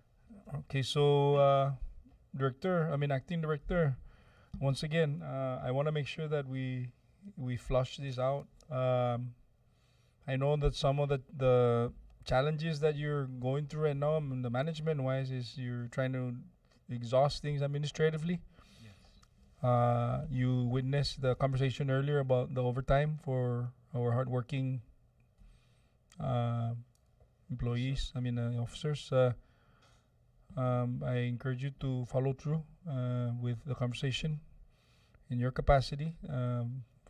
Follow up, I guess, Ms. V, and see Secretary of Finance with regards to this conversation today. It's important that we get to pay our officers, especially the ones that are overextended with their hours. No. Yes, sir. Another thing is, I'm still trying to wrap my head around this. Earlier, you said 19 included admin. 2 captains, 3 sergeants, 5 PO3, and 4 PO2. Does that have PO1? No, there's no PO1. The last police officer 1, we were able to bump up to police officer 2. So where's I'm sorry, Dave. Maybe Dave can assist with this, but it says, unless I'm reading it wrong, but it says 39. Yes. So in the past we had 10 police officers, but they all resigned. So you're only asking for 10? You don't want to 29 instead of 39, 29? I'm just, Yes. the more the merrier, but I'm asking for there's 2 things I'm asking for you and the committee is to give us to restructure everyone up to restructure everyone so that way we have a ranking structure, and then additional if we can get additional more officers or more vacancies, that will help the department. But yes, we do need all the help we can. Okay, so staying with your statement, restructure. Do you have that written down already? How you want to do it? Yes. So, we want to restructure everyone, from because some of these guys have already been promoted. So the rest right now we're just asking if we can promote the rest up to the ranking. So you're working with OPM, and they're very you're working diligent with the communication. Well, we have the papers ready and everything, but we haven't routed for restructure. Okay, I think we need to do it soon if that's the goal. Yes, sir. You have the paper with you now? Not with me, but it's in my Okay. office, but yeah. Thank you. I encourage you that if that's the course of action, then pull the trigger Okay. right away. I mean, I didn't mean that literally, you know. Yes, yes. Sa zangin hindi go ne. This is the time to do it. Yes, sir. And and again, thank you, Ms. V and Secretary of Finance for your guidance on the 375 or the 175 for the. I think we really need these officers and the first responders do really need it here, law enforcement. Okay, any other questions from the members before we dismiss? Oh, Senator Cruz, recognize. Director, what is the highest ranking officer here in the department? Captain. There's no assistant chief? No. Yeah. So how many captains? Two. Two captain, then you mentioned earlier lieutenant, So there's a two captain and there's no lieutenant. no lieutenant? So Just- kind of missing the rank and file, no? Yes, sir. So I think, Chairman, what the acting director was saying in addition, I think in addition to making the that's why we're requesting for restructuring so that they can make the position available so they can hire Yes. additional, right? Yes. Because if you don't If we don't move them up, Mo- then there won't be any available unless we approve the additional unfunded. No? yes. Okay. Thank you, Chairman. Thank you, Director. Okay, so those must say Senator Cruz. Any other member would you wish to pose a question to DPS? Right, go ahead. Just want to make a comment on, the earlier statement that he made regarding restructure. I think we just want to make sure that he goes through the process of, so he wants to try to restructure everybody to go up, to either between PO1 to PO2, PO2 to PO3. I think what the department needs to do is to prepare an examination announcement for an internal promotion. I think that would be the process, because if he was just going to do like a restructure, these are civil service positions. That's why it needs to be done, through an internal promotion process. Unless OPM otherwise chooses to just allow DPS to go ahead and do the restructure, then that's not a problem. If it's okay on their side, but because this is a civil service position, it's protected, and I think the process is do an examination announcement for internal promotion so that they can move everybody up. At the same time, that two directives that I mentioned, 2302 and 25001, that's also prohibiting the restructure to be addressed. So I think what needs to be done is for the governor to take this into consideration, at least for police and fire. It's so critical. It's Saipan, Tinian, and Rota across the CNMI. They're all lacking these enforcement officers, and it's much needed for public safety. Thank you. Thank you, SA. Can't get any more clearer than that, Acting Director. So I'd flag that and get that rolling. Appreciate that guidance. Any other member for DPS? Any other concerns, the Acting Commissioner or Acting Director? I just want to say thank you for your time on hearing the matters at DPS and the concerns. Hope. I know everyone is struggling with financial. Wait. Yeah. But I'm sorry, I totally forgot, and it's my fault. Do we see any uptick on an increase in auto registration here on Tinian? Like registration of vehicles and all that? How does that represent your revolving fund here? Is it helping? Is there any revolving fund from DMV? There's only the only revolving funds that we get is the not from on the how do you say this, on the registration, if the late fee The $90? $20. Oh, $20? Yes, late fee for registration. Okay. That's So, only. yeah, so are you comfortable to share to the committee how many cars increased from last year to today? You know? I don't have the figure with me, but just as a police officer going around every day, there's increase of vehicles. I mean, even now it's hard for us sometimes to tell right away whose car it is or what, but Okay. there is. So I would respectfully request that start getting data information with regards to the number of vehicle, and then you'll be surprised how many vehicles increase over the last 2 to 3 years. And I think there's an argument to be made here that that you can justify further some of your federal funds that you can be getting, because where there's an increase in traffic, there's going to be increase in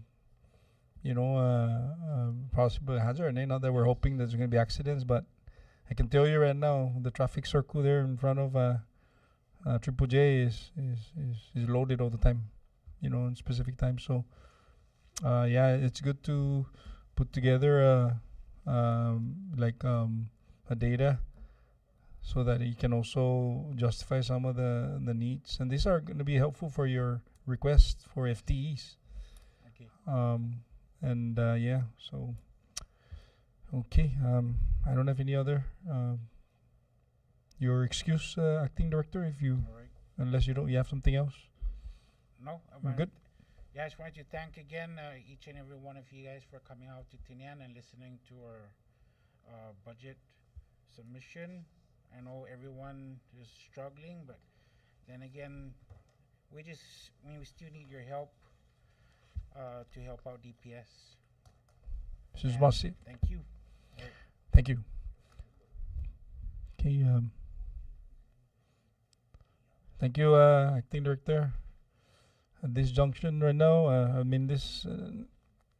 this point, I would like to call on the Department of Lands and Natural Resources if you're prepared to.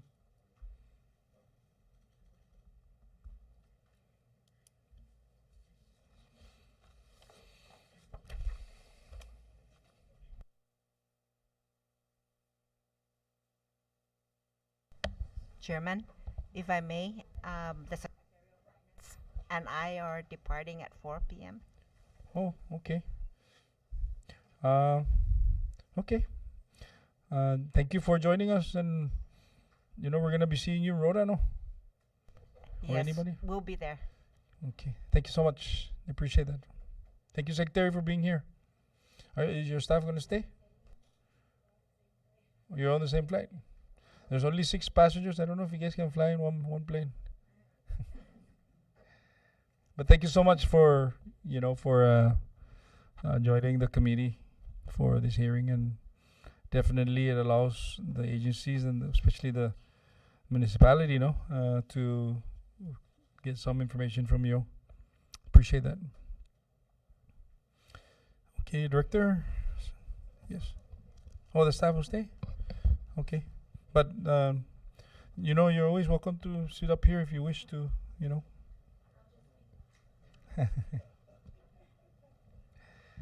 All right. Yeah.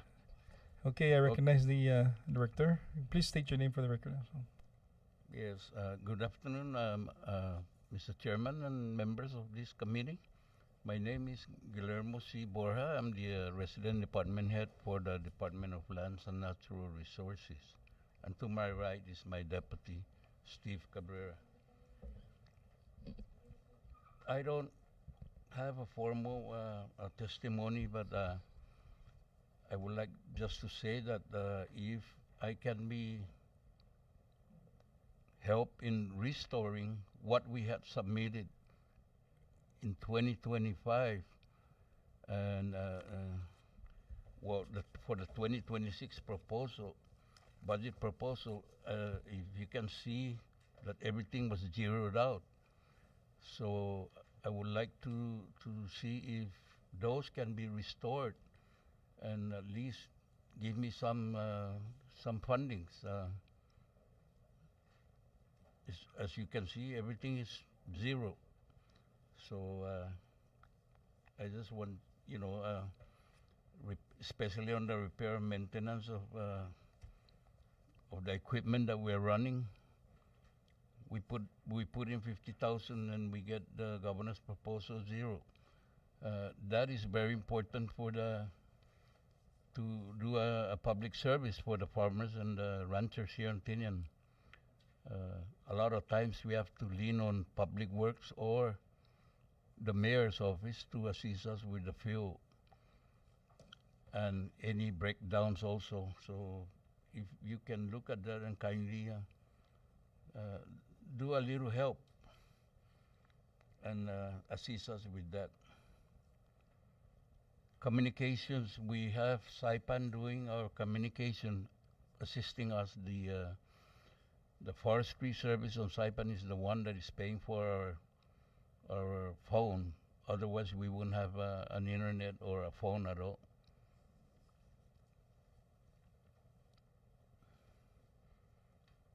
Office supplies, we don't have, we only ask 5,000, but we don't get anything. Operation supplies, we asked 15,000, we got none. Fuel and lubricant, 20,000, we got none. And with the fuel and lubricant, we also would like for you to know that we have a 35-footer boat that uses diesel. And I'm glad that we finally got it fixed through the federal assistance that we receive. However, that's when I have another question. We were given $250,000 to do monitor at the military lease land area. However, we are only allowed to spend $100,000, and that was to buy a vehicle and the fuel, and we cannot patrol the ocean, the 2/3 of Tinian, because Saipan keeps the $150,000. So if you can look into that and see if Saipan can give us more leverage on that fundings there, so we can run our own operation here. So what we did is we do the patrols, we send the patrol log sheet to Saipan, and then they in turn send it to the federal government, and they're getting the bulk of the money. I don't know if you understand what I'm saying, but 250,000, we get 100,000, Saipan get the 150,000 when we should have at least 200,000 and let Saipan keep the $50,000 because they don't do the patrols. We do the patrols here, and we give them the report, and they submit the report to the federal government. So I see a problem there. No, so if you guys can help me straighten that problem out, I would really appreciate that.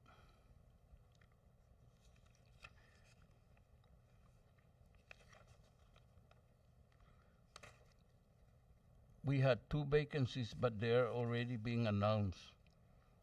We're waiting from OPM. We got a vacancy on the Fish and Wildlife 1, and it's already being routed.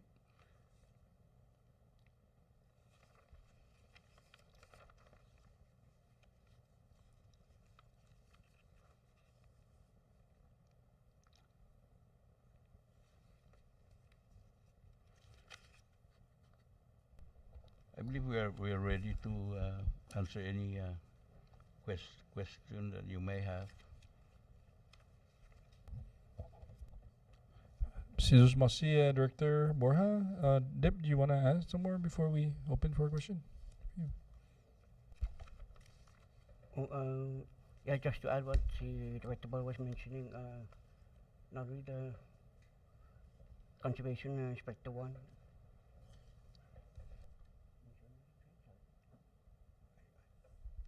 I would like to add that we have en route to announce a vacant position also, and that was the trades technician 1 under agriculture division, mechanic shop. I just want to add to that. So a total of 2 vacant positions. So trades, tech, Technician 1. The paper is And- being run for announcement, and conservation inspector 1 is already being announced.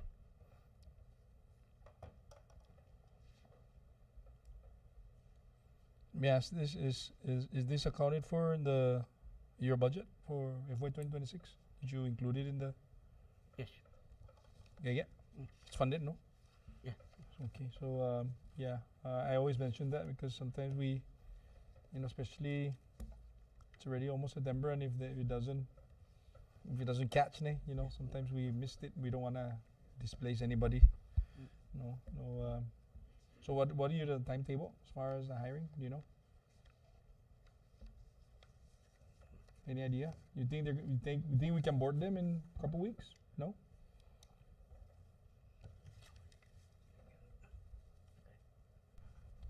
Can you repeat that, Mr. Chairman? So okay, so those announced. What Those. are we confident that they can be hired in 2 weeks or 3 weeks time or no? Because I'm looking at the timetable. The thing there is, if I'm not mistaken, the inspector 1, if I'm not mistaken, is closing by this month, and it all depends on chairman. Either somebody applied is not qualified, or nobody's applying. That's what we've been experiencing in the past. Okay, so this So is it all depends whether there are applicants or not. okay. For example, also there's a history of the Conservation Inspector 1. Initially, the position title was Conservation Officer 1. We announced it the first time for the initial, if I'm not mistaken, the 30 days, the usual announcement period. But then there was no applicant. When OPM sent us the list that there's no qualifying applicant, we requested again for 1 year period, and still there was no eligible applicant for the Conservation Officer 1. So after that, we decided that to restructure the position, downgrade it, hoping that there'll be somebody qualified for that position. So that's where it's at right now, and that's why Yes. it's conservation inspector, no? Inspector 1. Okay. And in fact, there was a qualifying applicant, and we hired. Okay. So as far I'm gonna mention a couple more things, and then I'm gonna yield to the members. So again, with these 2 vacancy that you anticipate to hopefully get it, 2 things I want to mention. Make sure that we plug it into the forward the fiscal impact that's needed to us, to the staff, to Mr. Dave, or to the LAs, so that we can plug it into your personnel side. Number 2, okay, I'm gonna yield for now. Any member wish to pose a question to DLNR, Tinian? Recognize Senator Cruz. Thank you, Chairman. A total of 4, no? A total of 4 FTs that you guys are asking? Because there's 2 No, the vacancies. vacant on is it agriculture that's for operator? Because there's 1 for fish and wildlife. Yeah, 1 for fish and wildlife, and the other is under agriculture. There's 2 for agriculture. There's 2 vacant. No, showing. 2 different division, 1 each. Division of Fish and Wildlife has 1 vacant, Inspector 1. Division of Agriculture has a vacancy under the repair shop. That's the trade technician 1. So a total of 2 department-wide. For the agriculture, no? The trade technician 1. Two position, 2 vacant position on the agriculture, and then 1 showing here, 1 for fish and wildlife. So what, the other way around? This one? No, it's showing that you had a vacant admin assistant. That was a mistake. That was an Oh. error. Okay. She was put under, what it was, Yeah, there was it's already been cleared when we had a house budget hearing and OMB was here. So they cleared that up already, so everything's now settled. Now regarding equipments, how are we doing with equipments? Like I know that you need equipment for. Do we have equipment for park as recreational? actually both equipment that we have, we utilize for the parks and for the ranchers. So we do not designate as per, which equipment goes to the park. We just service the park. We don't have equipment for So parks. just merge the two? Yeah, yes. And we, with that 2 tractors that we have, we assist the mayor's office also. We assist the MBA. We assist those bone collectors, from Japan when they come here and they need to clear some areas in the jungle. We assist them. What a bone collector? The Zarak, they call them. You guys mow the road or you bulldozer the? No, we don't have bulldozer. We mow the road, or we got a small loader that we can just slightly, make an opening for them to drive in.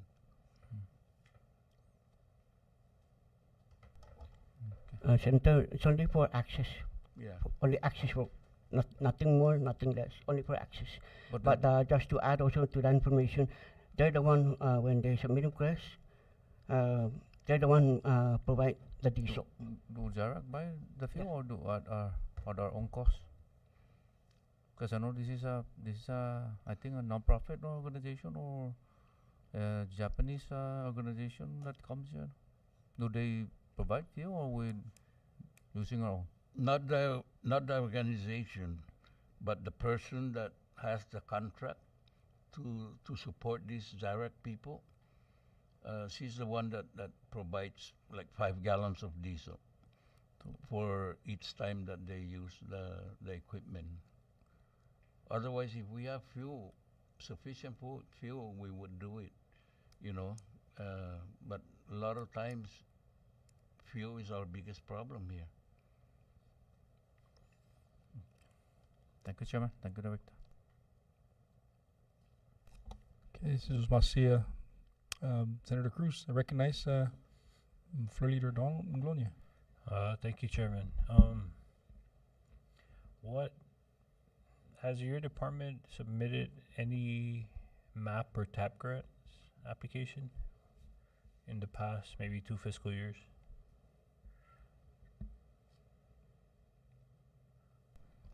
What is that again? The technical assistance program, I think, or the maintenance assistance program under the OIA that normally comes every year.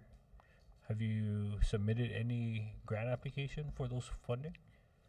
Because that could be used to submit, or your department can submit requests for equipment under those grants. Have you submitted anything within the past year or 2? I believe in the past year we had they came to Tinian and they asked us to let them know what equipment that we can scrap, and so that they can give us another equipment. But evidently our equipment did not meet because they got a certain, I don't know if we're talking about the certain weight on the tractor like that before they can give us another tractor. Oh no, this would be something different. Does Tinian have a OGM employee, Mr. Not Cruz? that we know, I don't. But the departments don't apply directly for MAP or TAPs. The mayor's office does. And because the funding for MAP or TAPs is so small, then, and even our requests have not been met over the last couple of years. We haven't gotten around to assistant departments yet. So within the past 2 fiscal years, Tinian has not gotten a single. Fiscal years we did not get any MAP or TAPs, only the EIC grants. Okay. And what about Director, your soil and water? What's going on with that one? Soil and water just has been reorganized recently.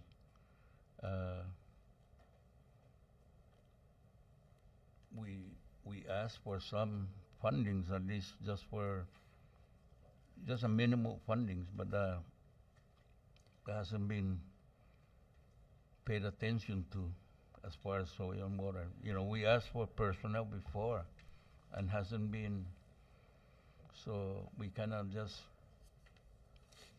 I see that there's always this unfunded FTE, but the FTE is still there. Have you had difficulties in the past in trying to hire someone for this position? Yeah, we always try to hire one for the soil and water conservation, but it hasn't been funded. Is it funded, you say? It's unfunded right now. but Unfunded, yes. Did you have any issues in the past in trying to hire? No, we never try to hire one because if we see the funding is there, then we will try and hire somebody to be in that position, the soil and water conservation. Is there someone right now that sits in for any council meetings or anything like that? Yes, occur? we do have. He's an employee of the mayor's office. So an MOU? An Is it MOU. Okay.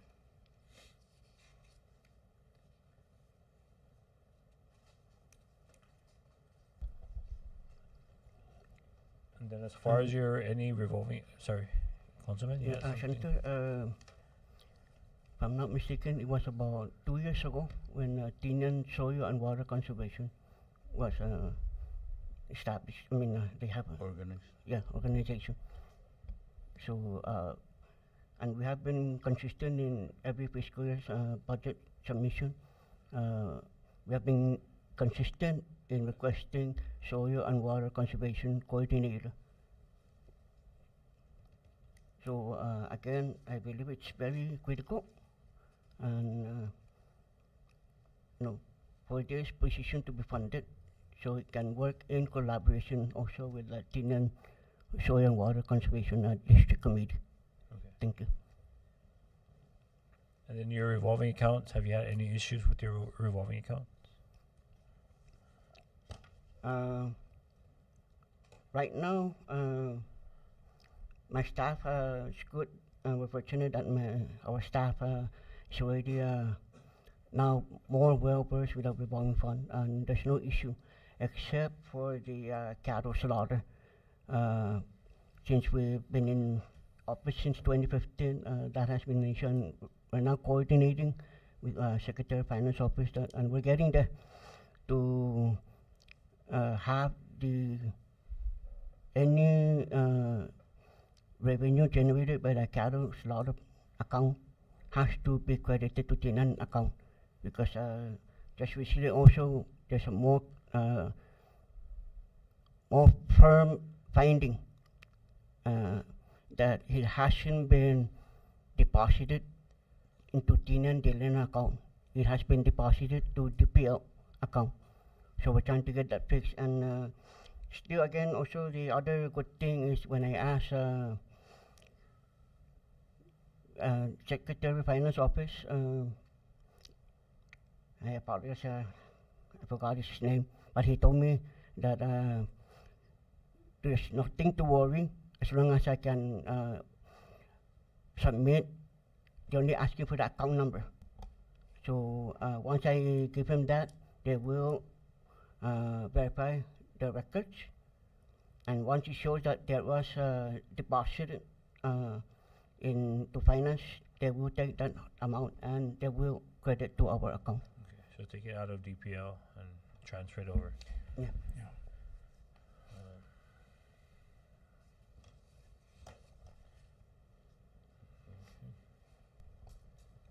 What we're using right now for our department's usage is our revolving funds. That's how we manage to continue. servicing the public. And like I said, if we run out of money, we lean on the mayor, always. What about the fees that you're currently assessing to the fishermen, farmers? Have there been any discussion in terms of rate increases for those fees? I was just looking at that this morning. We need to raise our fees, the rental fees. It's been how many years at $8 an hour for the tractor service? That's equivalent to a gallon of diesel an hour, you know. So because it's almost, I think it's almost $8 a gallon of diesel here. So the government is not in a business of service, you know, making money, but at least to cover the fuel, because charging $8 an hour for the tractor, I mean $12 an hour, that's very low. It's been how many years, maybe since they started that. And Saipan, I believe, did theirs already. They raised their fees up. If I'm not mistaken, I think, and we can have council check the law on this later, but I think it's the secretary has the authority to increase the fees. So I think a simple request from your department to the secretary to for the rate increases and to get those published, that could in turn allow for an increase on your end without having to go through legislation. And so I think that's also a challenge that we're facing on Rhoda, and it's just putting in that request to the secretary to increase the fees to whatever it would cost to cover for the fuel and other expenses associated with renting those equipments out. But we can certainly check on that. If it's something that has to be done through legislation, then we can talk to our counterparts to address that. But at least if it's something that could be done easily with the secretary, then I recommend you try to reach out to Secretary Igasomar to make that amendments. Another issue that I've come across, at least with our people in Rhoda, is the grant with USDA. I think it's like 5,000. Have there been awards here on Tinian? And if so, have those gone out already? There has been awards made 4 or 5 years ago, but not recently. People has been calling my office to find out what happened to that grant application that they had put in, and Mr. Ogomron Saipan never tells me or give me the information that I need to know. I need to know whether there's somebody eligible in Tinian, because I was going to put in for that same grant, but they told me I was going to be included in reviewing. So I want to join the review team so we can review truthfully and honestly to the people of Tinian and even Saipan. I did review before, and so their reason was they were going to put me on the review board, but they never did, because I was going to apply, one of, you know, the potential applicant also for that grant. So yeah, Tinian hasn't been getting any lately. So as of today, no one from Tinian has gotten an award? No, nobody. In fact, just yesterday I was talking to one rancher. He said, "What happened to my application?" I said, "You know what? I can give you a number to call on Saipan and find out from them, because I'm tired of calling them and not giving information to me." So maybe if you guys can try. This is Jack, right? Yes, Jack Ogomro. Okay.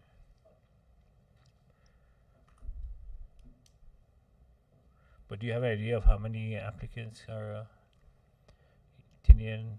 You know, to be honest with you, folks and senators, when they do come here to kind of promote the program, they had quite a number of people, but we don't know. I don't know actually how many did apply, but every one that shows up get an application. And when they came over here to help the ranchers with any questions that they may have, they only stayed for, I believe, 2 hours, and they went back to Saipan. So they need to spend time here. Has to be announced ahead of time and educate the people the benefit of having to apply for that grant. No, that's the only way we can push these people to apply. Yeah. I always give them the numbers to call Saipan, but they haven't Yeah. been getting. No, I understand the frustration. I mean, even I had to call for a constituent, and it seems like they have already submitted some awards for processing or for drawdown from the grantor. So I wondered if there was any issues on Tinian's side in terms of people still waiting for the application. But that's something that we can follow up with the director. But you know, like what you've mentioned, there hasn't been anyone that have received those awards. The last update that I got was about 3 weeks ago, and from that update, it was already in the drawdown process, which normally takes 2 weeks on average. And so we'll try to get you an update there. But from what you have brought up, they were going to seek your assistance for the review, but you haven't reviewed any application. I haven't reviewed any application, and only at the initial, I would say 5 years ago, when I was involved in reviewing, and you know, some of the applicants make sense, you know, why they're asking for the money, and but for those that really need the money, I don't think they ever get their money. So the other person to ask for is Charles. Charles was that I believe he's a Ponapean, working for the LNR. He's the one that came down here to Tinian, and him and Director Gomro, to give out information regarding those grants. Okay. All right, got it. Okay. Yeah, we'll try to get information and then share it with the delegation to spread that out to you. But I just wanted to get a sense of what challenges you're going through on that end.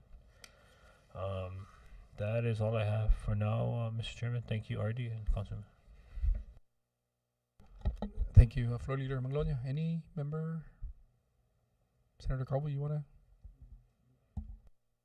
Yes. Thank you, Chairman. Thank you, Mr. Borja, Director, and Steve. Yes, we're just, if I can piggyback on Senator Manglonia, because, you know, in the state level, how, and even through NMC, how we're trying to create that self-sustainability. This department is one of the critical ends, you know, that we say we're supporting in one way, especially our farmers, our ranchers, and everything. And it blows me away. Even with the boat, you know, you got it 250K, and then the displacement of 100K for Tinian, we're just asking for, and then the data is driven through the municipalities, but then the funneling itself is not, the equity involved is not there. So that's another argument. A lot of it too is that bridging the gap between the revenue, you know, there's the general funds, just looking at the numbers and stuff, a lot of times even in our partnership with your neighboring island of Rota, and even our mayorship and municipality, we're pumping in grants. So I'm hoping that under the ailments, we really get that state level, them on board as far as finding revenues, you know, and grant external funding streams to support our municipalities on the side, you know, and have the alliance where you don't have to wait for them. There's a representative here under USDA or whatever it may be. So, because we do have the struggles on both islands, and we hear the people calling us up saying, hey, can you follow up? And, you know, it should be that department and that relationship with that. So, you know, at the end of the day, you know, grants, external funds, you know, or any active grants that are available, looking at the gleam of things, we're hoping that we bridge the gap, we get them in the specific departments and really push them forward, because the mayor's office can't do it alone. And we need that state support. So that's my take on it. And we will definitely follow up if there's legislation that, you know, we need, then we'll push forward for the municipalities, for the island of Tinian and, you know, Rhoda. Thank you. This is Masi, Senator Calvo, and I wanted to kind of circle back on the comment earlier, Dip. You're trying to reconcile the slaughter permit, no? Slaughter Yes, funds? yes. Can you qualify that again? We have finance here that are helping with the financial management here, so they can probably help with. You wanna come up, no? Whoever, Mr. Palacios or Miss Iglesias or Manglonia.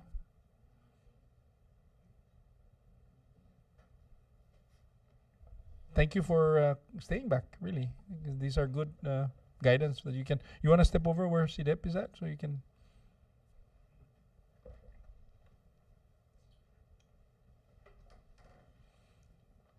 And to put the name and face together, guys, these are, for the record, they are under the Secretary of Finance office. They're helping us with certification of funds when we do call. They're very helpful, and I'm glad that they stayed back to answer. Maybe can help with your situation with the slaughter, no? Go ahead, Katrina. Okay, thank you for having us. My last interaction with DLNR is that the JDE they provided was 4662. That does not exist in our system, so I had to do some research. And Tinian Local Law 6-5 created the Tinian Municipal Scholarship / slaughter fee account. So 100% of those proceeds go into the municipal scholarship. I may have to dig further to see if it's been amended, but that's what I got so far. Is there any accompanying figures? Well, see that the account that DLNR gave us, it does not exist in our financial system. Okay, so that means even the money is not there, no? It's not, the gonna account is have not. to- I'm gonna have to dig deeper. Okay, because you know as what Director Gil and say Deputy was mentioned, they're still collecting. Okay, we're And gonna have to look into that. I mean, I don't know where maybe if somebody can help. Could it be collected in the general fund? Yes. Yes, Okay, that so is- Katrina, may I respectfully ask that you backtrack? The fifth legislature is a long time ago. Yes, You know, yes, and it that's a sh- lot of money that probably can. It does say that the permit, everything you get from the permit needs to be deposited into the general fund. Oh, okay. There you go. That's the answer. Mm-hmm. So perhaps with your assistance and guidance, maybe we can fine tune those things. I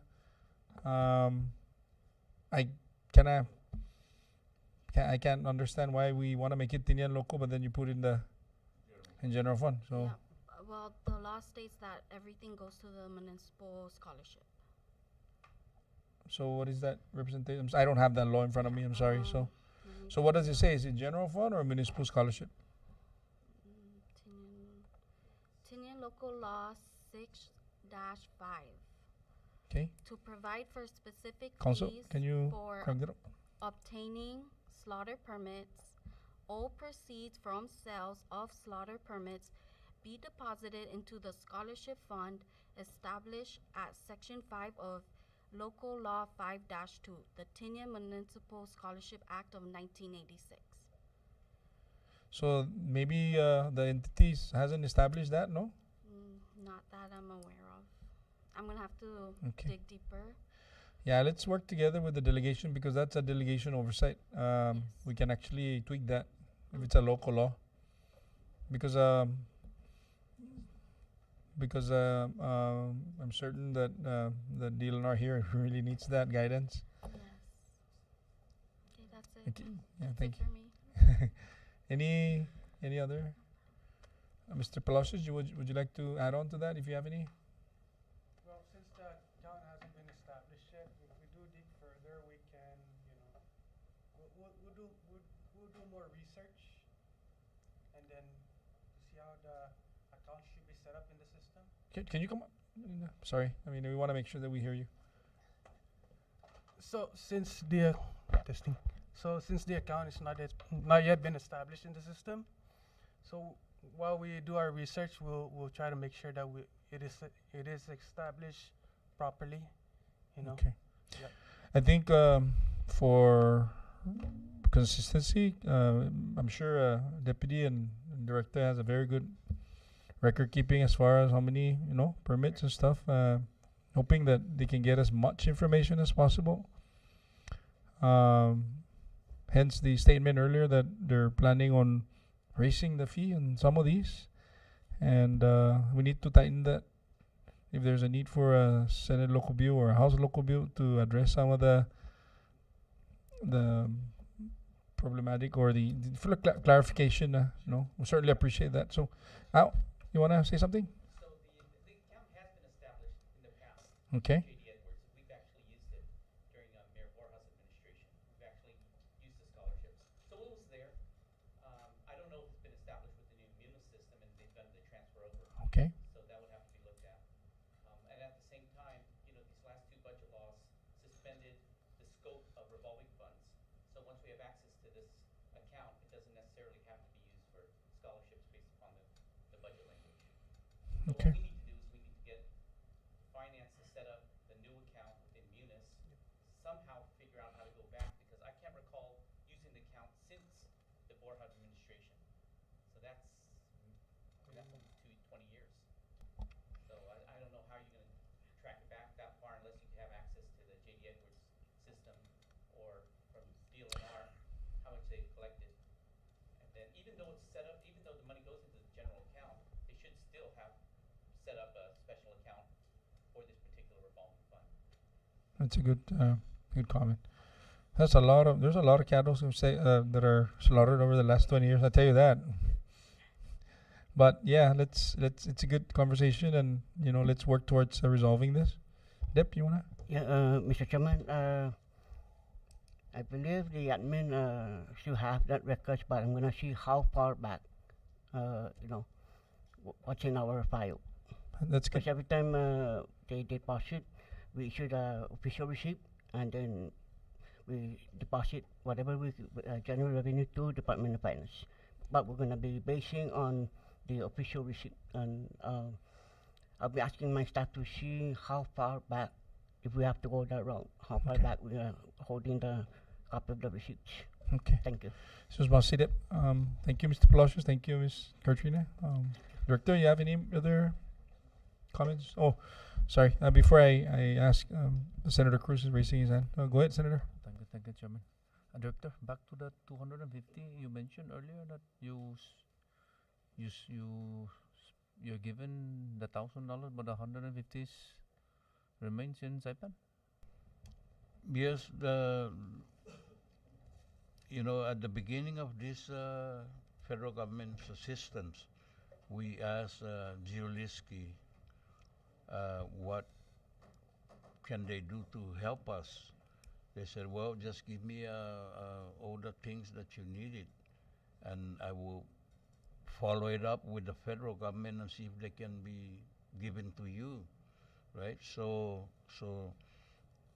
we add everything that we need: equipment, boats, vehicles, everything for the fish and wildlife people.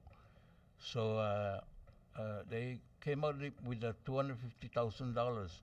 I was never made aware that I have $250,000 until I talked to one of my officers, and they said, well, Saipan said they got the $250,000, but only $100,000 for Tinian. Then I said, we're doing the job here in Tinian. What are they going to do with $150,000 on Saipan? So I called Giuliski and asked her, because she's the one that is spearheading that program, that money. She said, well, it's customary that we send it to the central government. You know, and I understand that. Yeah, but when you send it to the central government, that central government should look at us here on Tinian, that all the activities are here. Fish and Wildlife don't have a vehicle. We don't have a vehicle at all for the Department of Lands and Natural Resources. We have one vehicle that we acquire since 2016. Yeah, 2016, and supposed to be used for the administration, an SUV, ne? So that's what we're giving. We let the Fish and Wildlife use now, and I'm glad it's still running. So, according to Saipan, they said they're buying a vehicle for Tinian out of that 100,000, and for the fuel and some other, little things like that. But my question is, the bulk of the money stops on Saipan. So the 250 specifically for Fish and Wildlife? Yes, that for program? patrolling the MLA area. Okay. But it's justified, or it's justified for the island of Tinian, not other. Well, yeah, but I don't know what did the federal did that, or it's not why would they give 150 to Saipan and 100,000 for Tinian? That's my question. When all the individuals are here patrolling. Right now, we're not patrolling the military area for the simple problem that's we're not getting any fuel from Saipan, the money that we're supposed to get, because they're still holding the 100,000 on Saipan. They don't give Tinian. They say you can only use 100,000. Oh, so they hold it for you whenever you need something. That's the time they. We have to make a request to them. So we requested for fuel, and up till now, since May was the last time that we did patrol back there. So how would we justify that to the federal government? Just in May too, we requested for assistance from the Fish and Wildlife Saipan to transport our personnel from here to Aguiguan, because there's been a report of people on Gore Island, and they told us they would get back with us, and they never did up to now. So this is so frustrating, Neji. You cannot depend. I never get any answer from them. Yeah, thank you, Doc. Thank you, Chairman. Yeah, go ahead, Chief. Chair, I think what the senators, you brought up some good points about the grants, and now you're hearing it directly from the directors. The truth of the matter is the grant funds do not flow down, point blank. Grants are given at the state level. There is a spending plan, but they just don't flow down. So Senator Manglonia asked about the 5,000 USDA grants. I don't know how many people on Tinian, if anybody, actually received it. They roll it out, people apply. I'm not sure. Feeding Marianas, right? Feeding Marianas started in Tinian 60 days after they did in Saipan. We got a fraction of the money, and then every time there's new funding allocations, I don't even know if we participate in that, because I know currently they still owe a lot of our farmers. So I think the disconnect is you hear on the bigger picture about grants that are being received by the government, but while they're being administered, and then at the back end in terms of the accountability, I think a lot of times what we need to do is we need to follow up on that end to make sure that these grants are given to all the municipalities in an equitable manner. Chief, before I recognize other members, I would like to recognize the presence of Mayor Odon. Thank you, Mayor, for joining us, even though it's almost 4:20. I appreciate your presence. I know you're a very busy man. So, Chief, just for clarification, when we say grants, everything just flows through the clearinghouse? Is that what you're saying? Because we sign a lot of support letter. Right. So very few grants the municipality could apply for directly. Okay. Right. So most recently, Tinian has done 3. Okay. So, but other than that, all of the major federal agencies flows it through the CNMI government. So I mean, meaning the clearinghouse, which is in, Through the clearinghouse, that's correct. okay. That's again, but to going back to Director Borja, do you have any name as to your contacts up there who you're saying that they're gonna give you fuel? But do you have a like email or letter or that we can fall back to? It's okay to disclose to the members. At first, it was Officer Ignacio, Conservation Officer Ignacio, 3. His contract has not been renewed, so it went to Tagabueo now. I forgot his first name, but Mr. Tagabueo Okay. at the Fish and Wildlife. So I mean, Spencer. So is there email that you sent or a letter?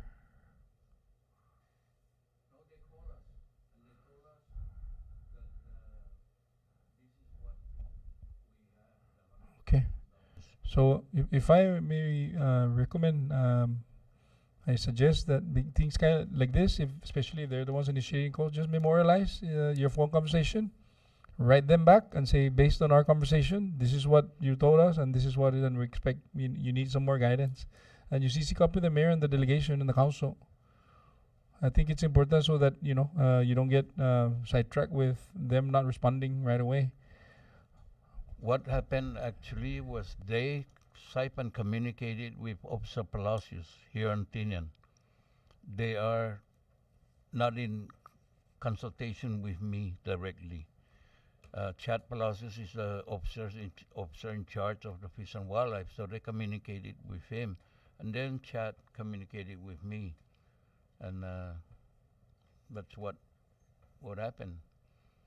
I mean, that's fine, but you still need to, right? You're the RD, so you still need to be aware of how this thing is gonna, because it's troubling that you mentioned a 250,000 grant that is supposed to be for your operations here, and that you also mentioned earlier that there's gonna be much needed vehicle that you don't have to this day. I think these are all elements of actual written communication to the secretary and whoever is the point of contact up there, so that they can respond back also in the same manner. It can help. So I just wanted to point that out, because I know it can be frustrating for you guys also if you don't, you're getting only very, halfway information that you open-ended, no answer. Mayor, did you want to say something, sir? Or Thank you, Mr. Chairman, and I do apologize for. no apologies needed, Mr. Mayor. You're a busy man. Couple things I wanted to bring up to your attention since we're talking about grants, no. So, and I believe I mentioned this last year about the invasive species grant. That was very specific para Tinian because of the build-up that's happening on Tinian, and we don't have that personnel here. I do not know what happened to the money. They said on our last meeting, I believe in February, when the late governor called the task force to meet for the first time to start working on a comprehensive budget submission para CIB, Fish and Wildlife, all the agencies that are a part of the build-up. They did confirm that there was a funds that was received, but until now I don't see. Just to share with you, we have 3 times encountered in the cinema, and this is not just Tinian, but all of this cargo are supposed to be for Tinian, that have been detecting different kinds of invasive species. Last Thursday, I believe, they found out that there was light, or what do you call that? Little fire ants. Little fire ants.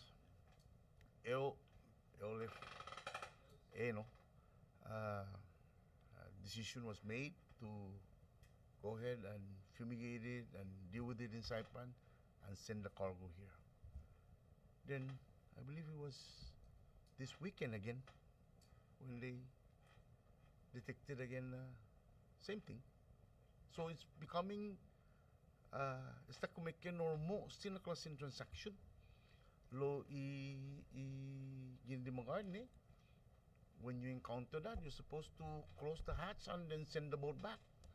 I do not know what happened to that policy. Now zangin wa tinilike ka direction ni pero natutungan sa go as a mayor. I have to be concerned because those things are gonna be parked here. No, manafansit biginin ni. Finuzi toto ni pero zan utsan ni zangin mafifumigin ni pan matitrin ni pero dinitan toto ni angin if it's raining we run and seek shelter and hide so then we don't get wet. So there is no 100% na paraon eliminate na klasin. So Mayor, so what happened to that cargo? Manakas ka sa saipan. No, but did they clear here? Did it made it into? Boy sa talo maklear gini ni lo i na correct me no na angin maulum sa ma-detect it was supposed to be closed and shipped No, back that's to correct, where it yeah. originally came from. No, and you know, sige na mga intus put capacity build up no for what's going on. But then we don't see the action. Then tamaan nila yan Dealer now has lost so many grants over these years, lost so many personnel. And then now we're facing a very big build-up. So, what are we doing now? Jigina, every chance that I have from any of these federal partners that we have that are giving out grants, I tell them, give it to the municipality. Sa kana mo to saipan, stock saipan. Kana mo to year-end para manuso talugan. Can you please assist us and send us a little support? Yeah, of course. But, you know, it does not trickle down to the municipality and that's a problem. That is a problem. In Marina, there is the late governor started this when he was the Leonor director for Fish and Wildlife. He started the maintenance for Marina. Over the years, the marina is being maintained. Last year, for some reason, terminated a contract cleaning service. No, no pago papagi sa marina. Pavilions, there's trash bins, common. You know, we're trying to put up a shower head. Gisan hizun kasi ki toto ni man matu sa man man tasdan. O fanoma gisan shower gisan hizun gizi you know, we have issues. Then terminate the contract. Then I don't know. Tato sa lapeo bikin tunuat sa Mogisti for 1 year. I did it. We paid the guy to continue maintenance. Then we notified the guy last month. A month and a half ago, we told him that this would be the end of the month. So right on BBB, you know, we had tourists coming in and CPA had to go down and clean up the place. But the concern is how's the Pogo responsible sa salapi originally without no explanation terminate a contract because Pogo, you know, CPA there's an MOU between CPA and Fish and Wildlife for the marina. Business expired. Till now, nobody has a copy of that MOU. I've addressed that to CPA, I've addressed it to DLNR. We need to figure out sa Tipumaksay Marina, which is, by the way, 6 years overdue in the marina. Zati mariregla di Pago. So, Zangin Maksay Marina, they been renew MOU, expired esta MOU. Pues ang intisinya na isentro sta para clear guidance decision. Pues na ilay po favor ni Municipal. Dami bin fan responsible. Mga zi hogid venue logohi para ibasula dyan nudo siya. If you wanna own it, then you gotta maintain. Mayor and Spisalo, who's the one that pulled the trigger to terminate? Idili na. If siya wala. Did they call you or did they even write a letter to your office? No, I just heard it with the contractor. That one day, special agent from Saipan came down and said, okay, terminate your contract. With no explanation. And, then so what's happening with this grant? Is it still in existence or angin thousand? Let's work out some things. You and I see how far masusisiding in Marina. People stay up there Monday to Friday. Every one of those pavilion got some enjoy lugar. So it's no longer a marina for the fishermen. It's a marina for the entire community to go down there and spend time. Monday to Sunday, Mayor. Yeah. If I may say something, also, Senator and Go ahead, members. Director.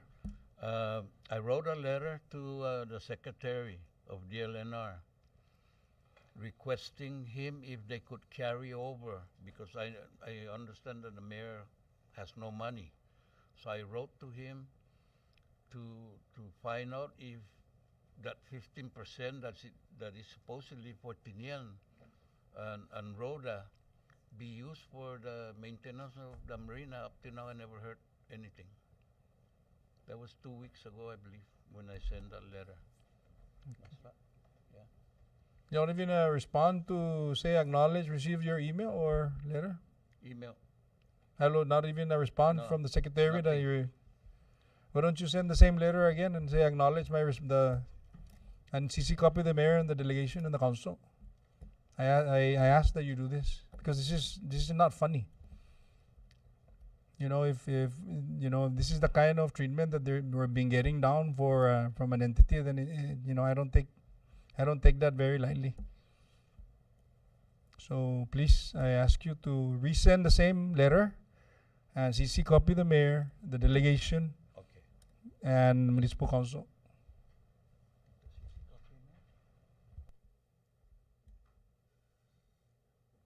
Sorry, I didn't mean to, but this is ridiculous. The way that the lack of compassion and the lack of response to the municipality that is going through a motion of, it's just unacceptable from this side. I'm sorry.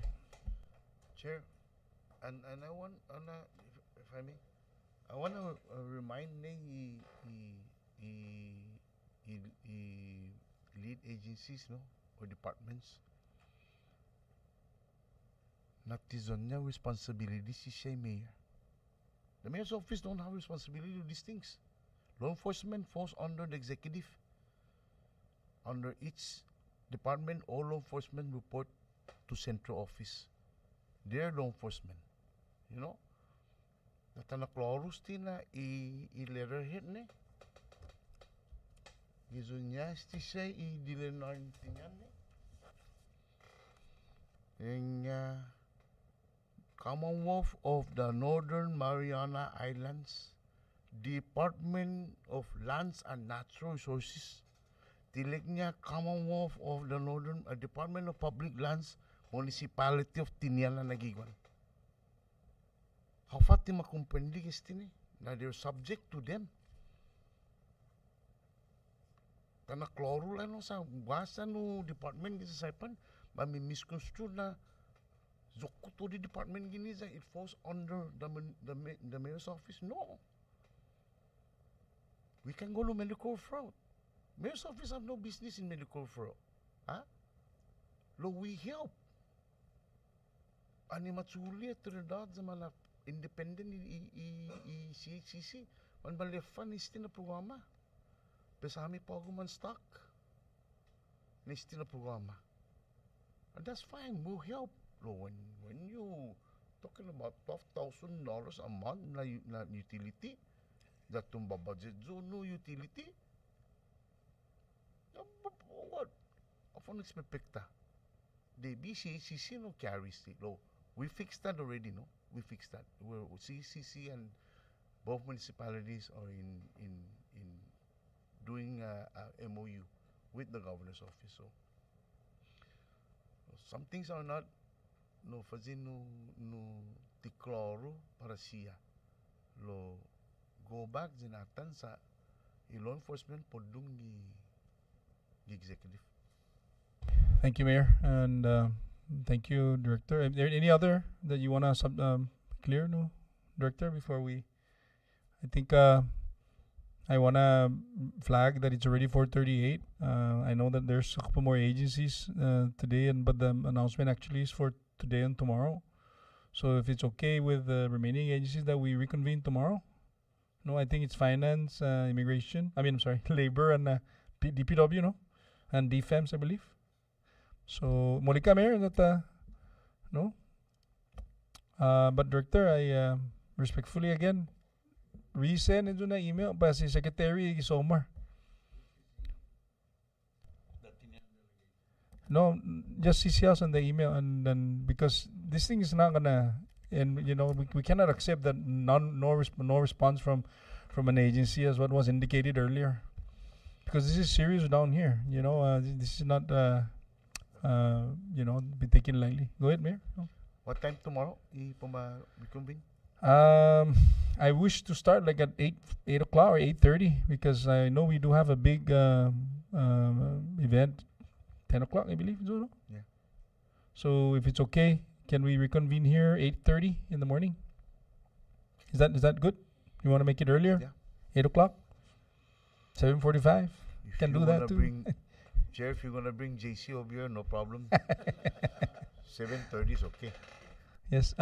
Before we recess, I want to appreciate the presence of Senator Manny Castro, who's a member of the committee. He asked to be excused today, but then I see him popped in. I said, just come in and hear the most exciting part of the day in this particular discussion. But so we're gonna reconvene tomorrow at 8:30 for the remaining agencies: DFEMS, DPW, Labor, and Department of Finance. So with that, this hearing or meeting is on recess. Thank you.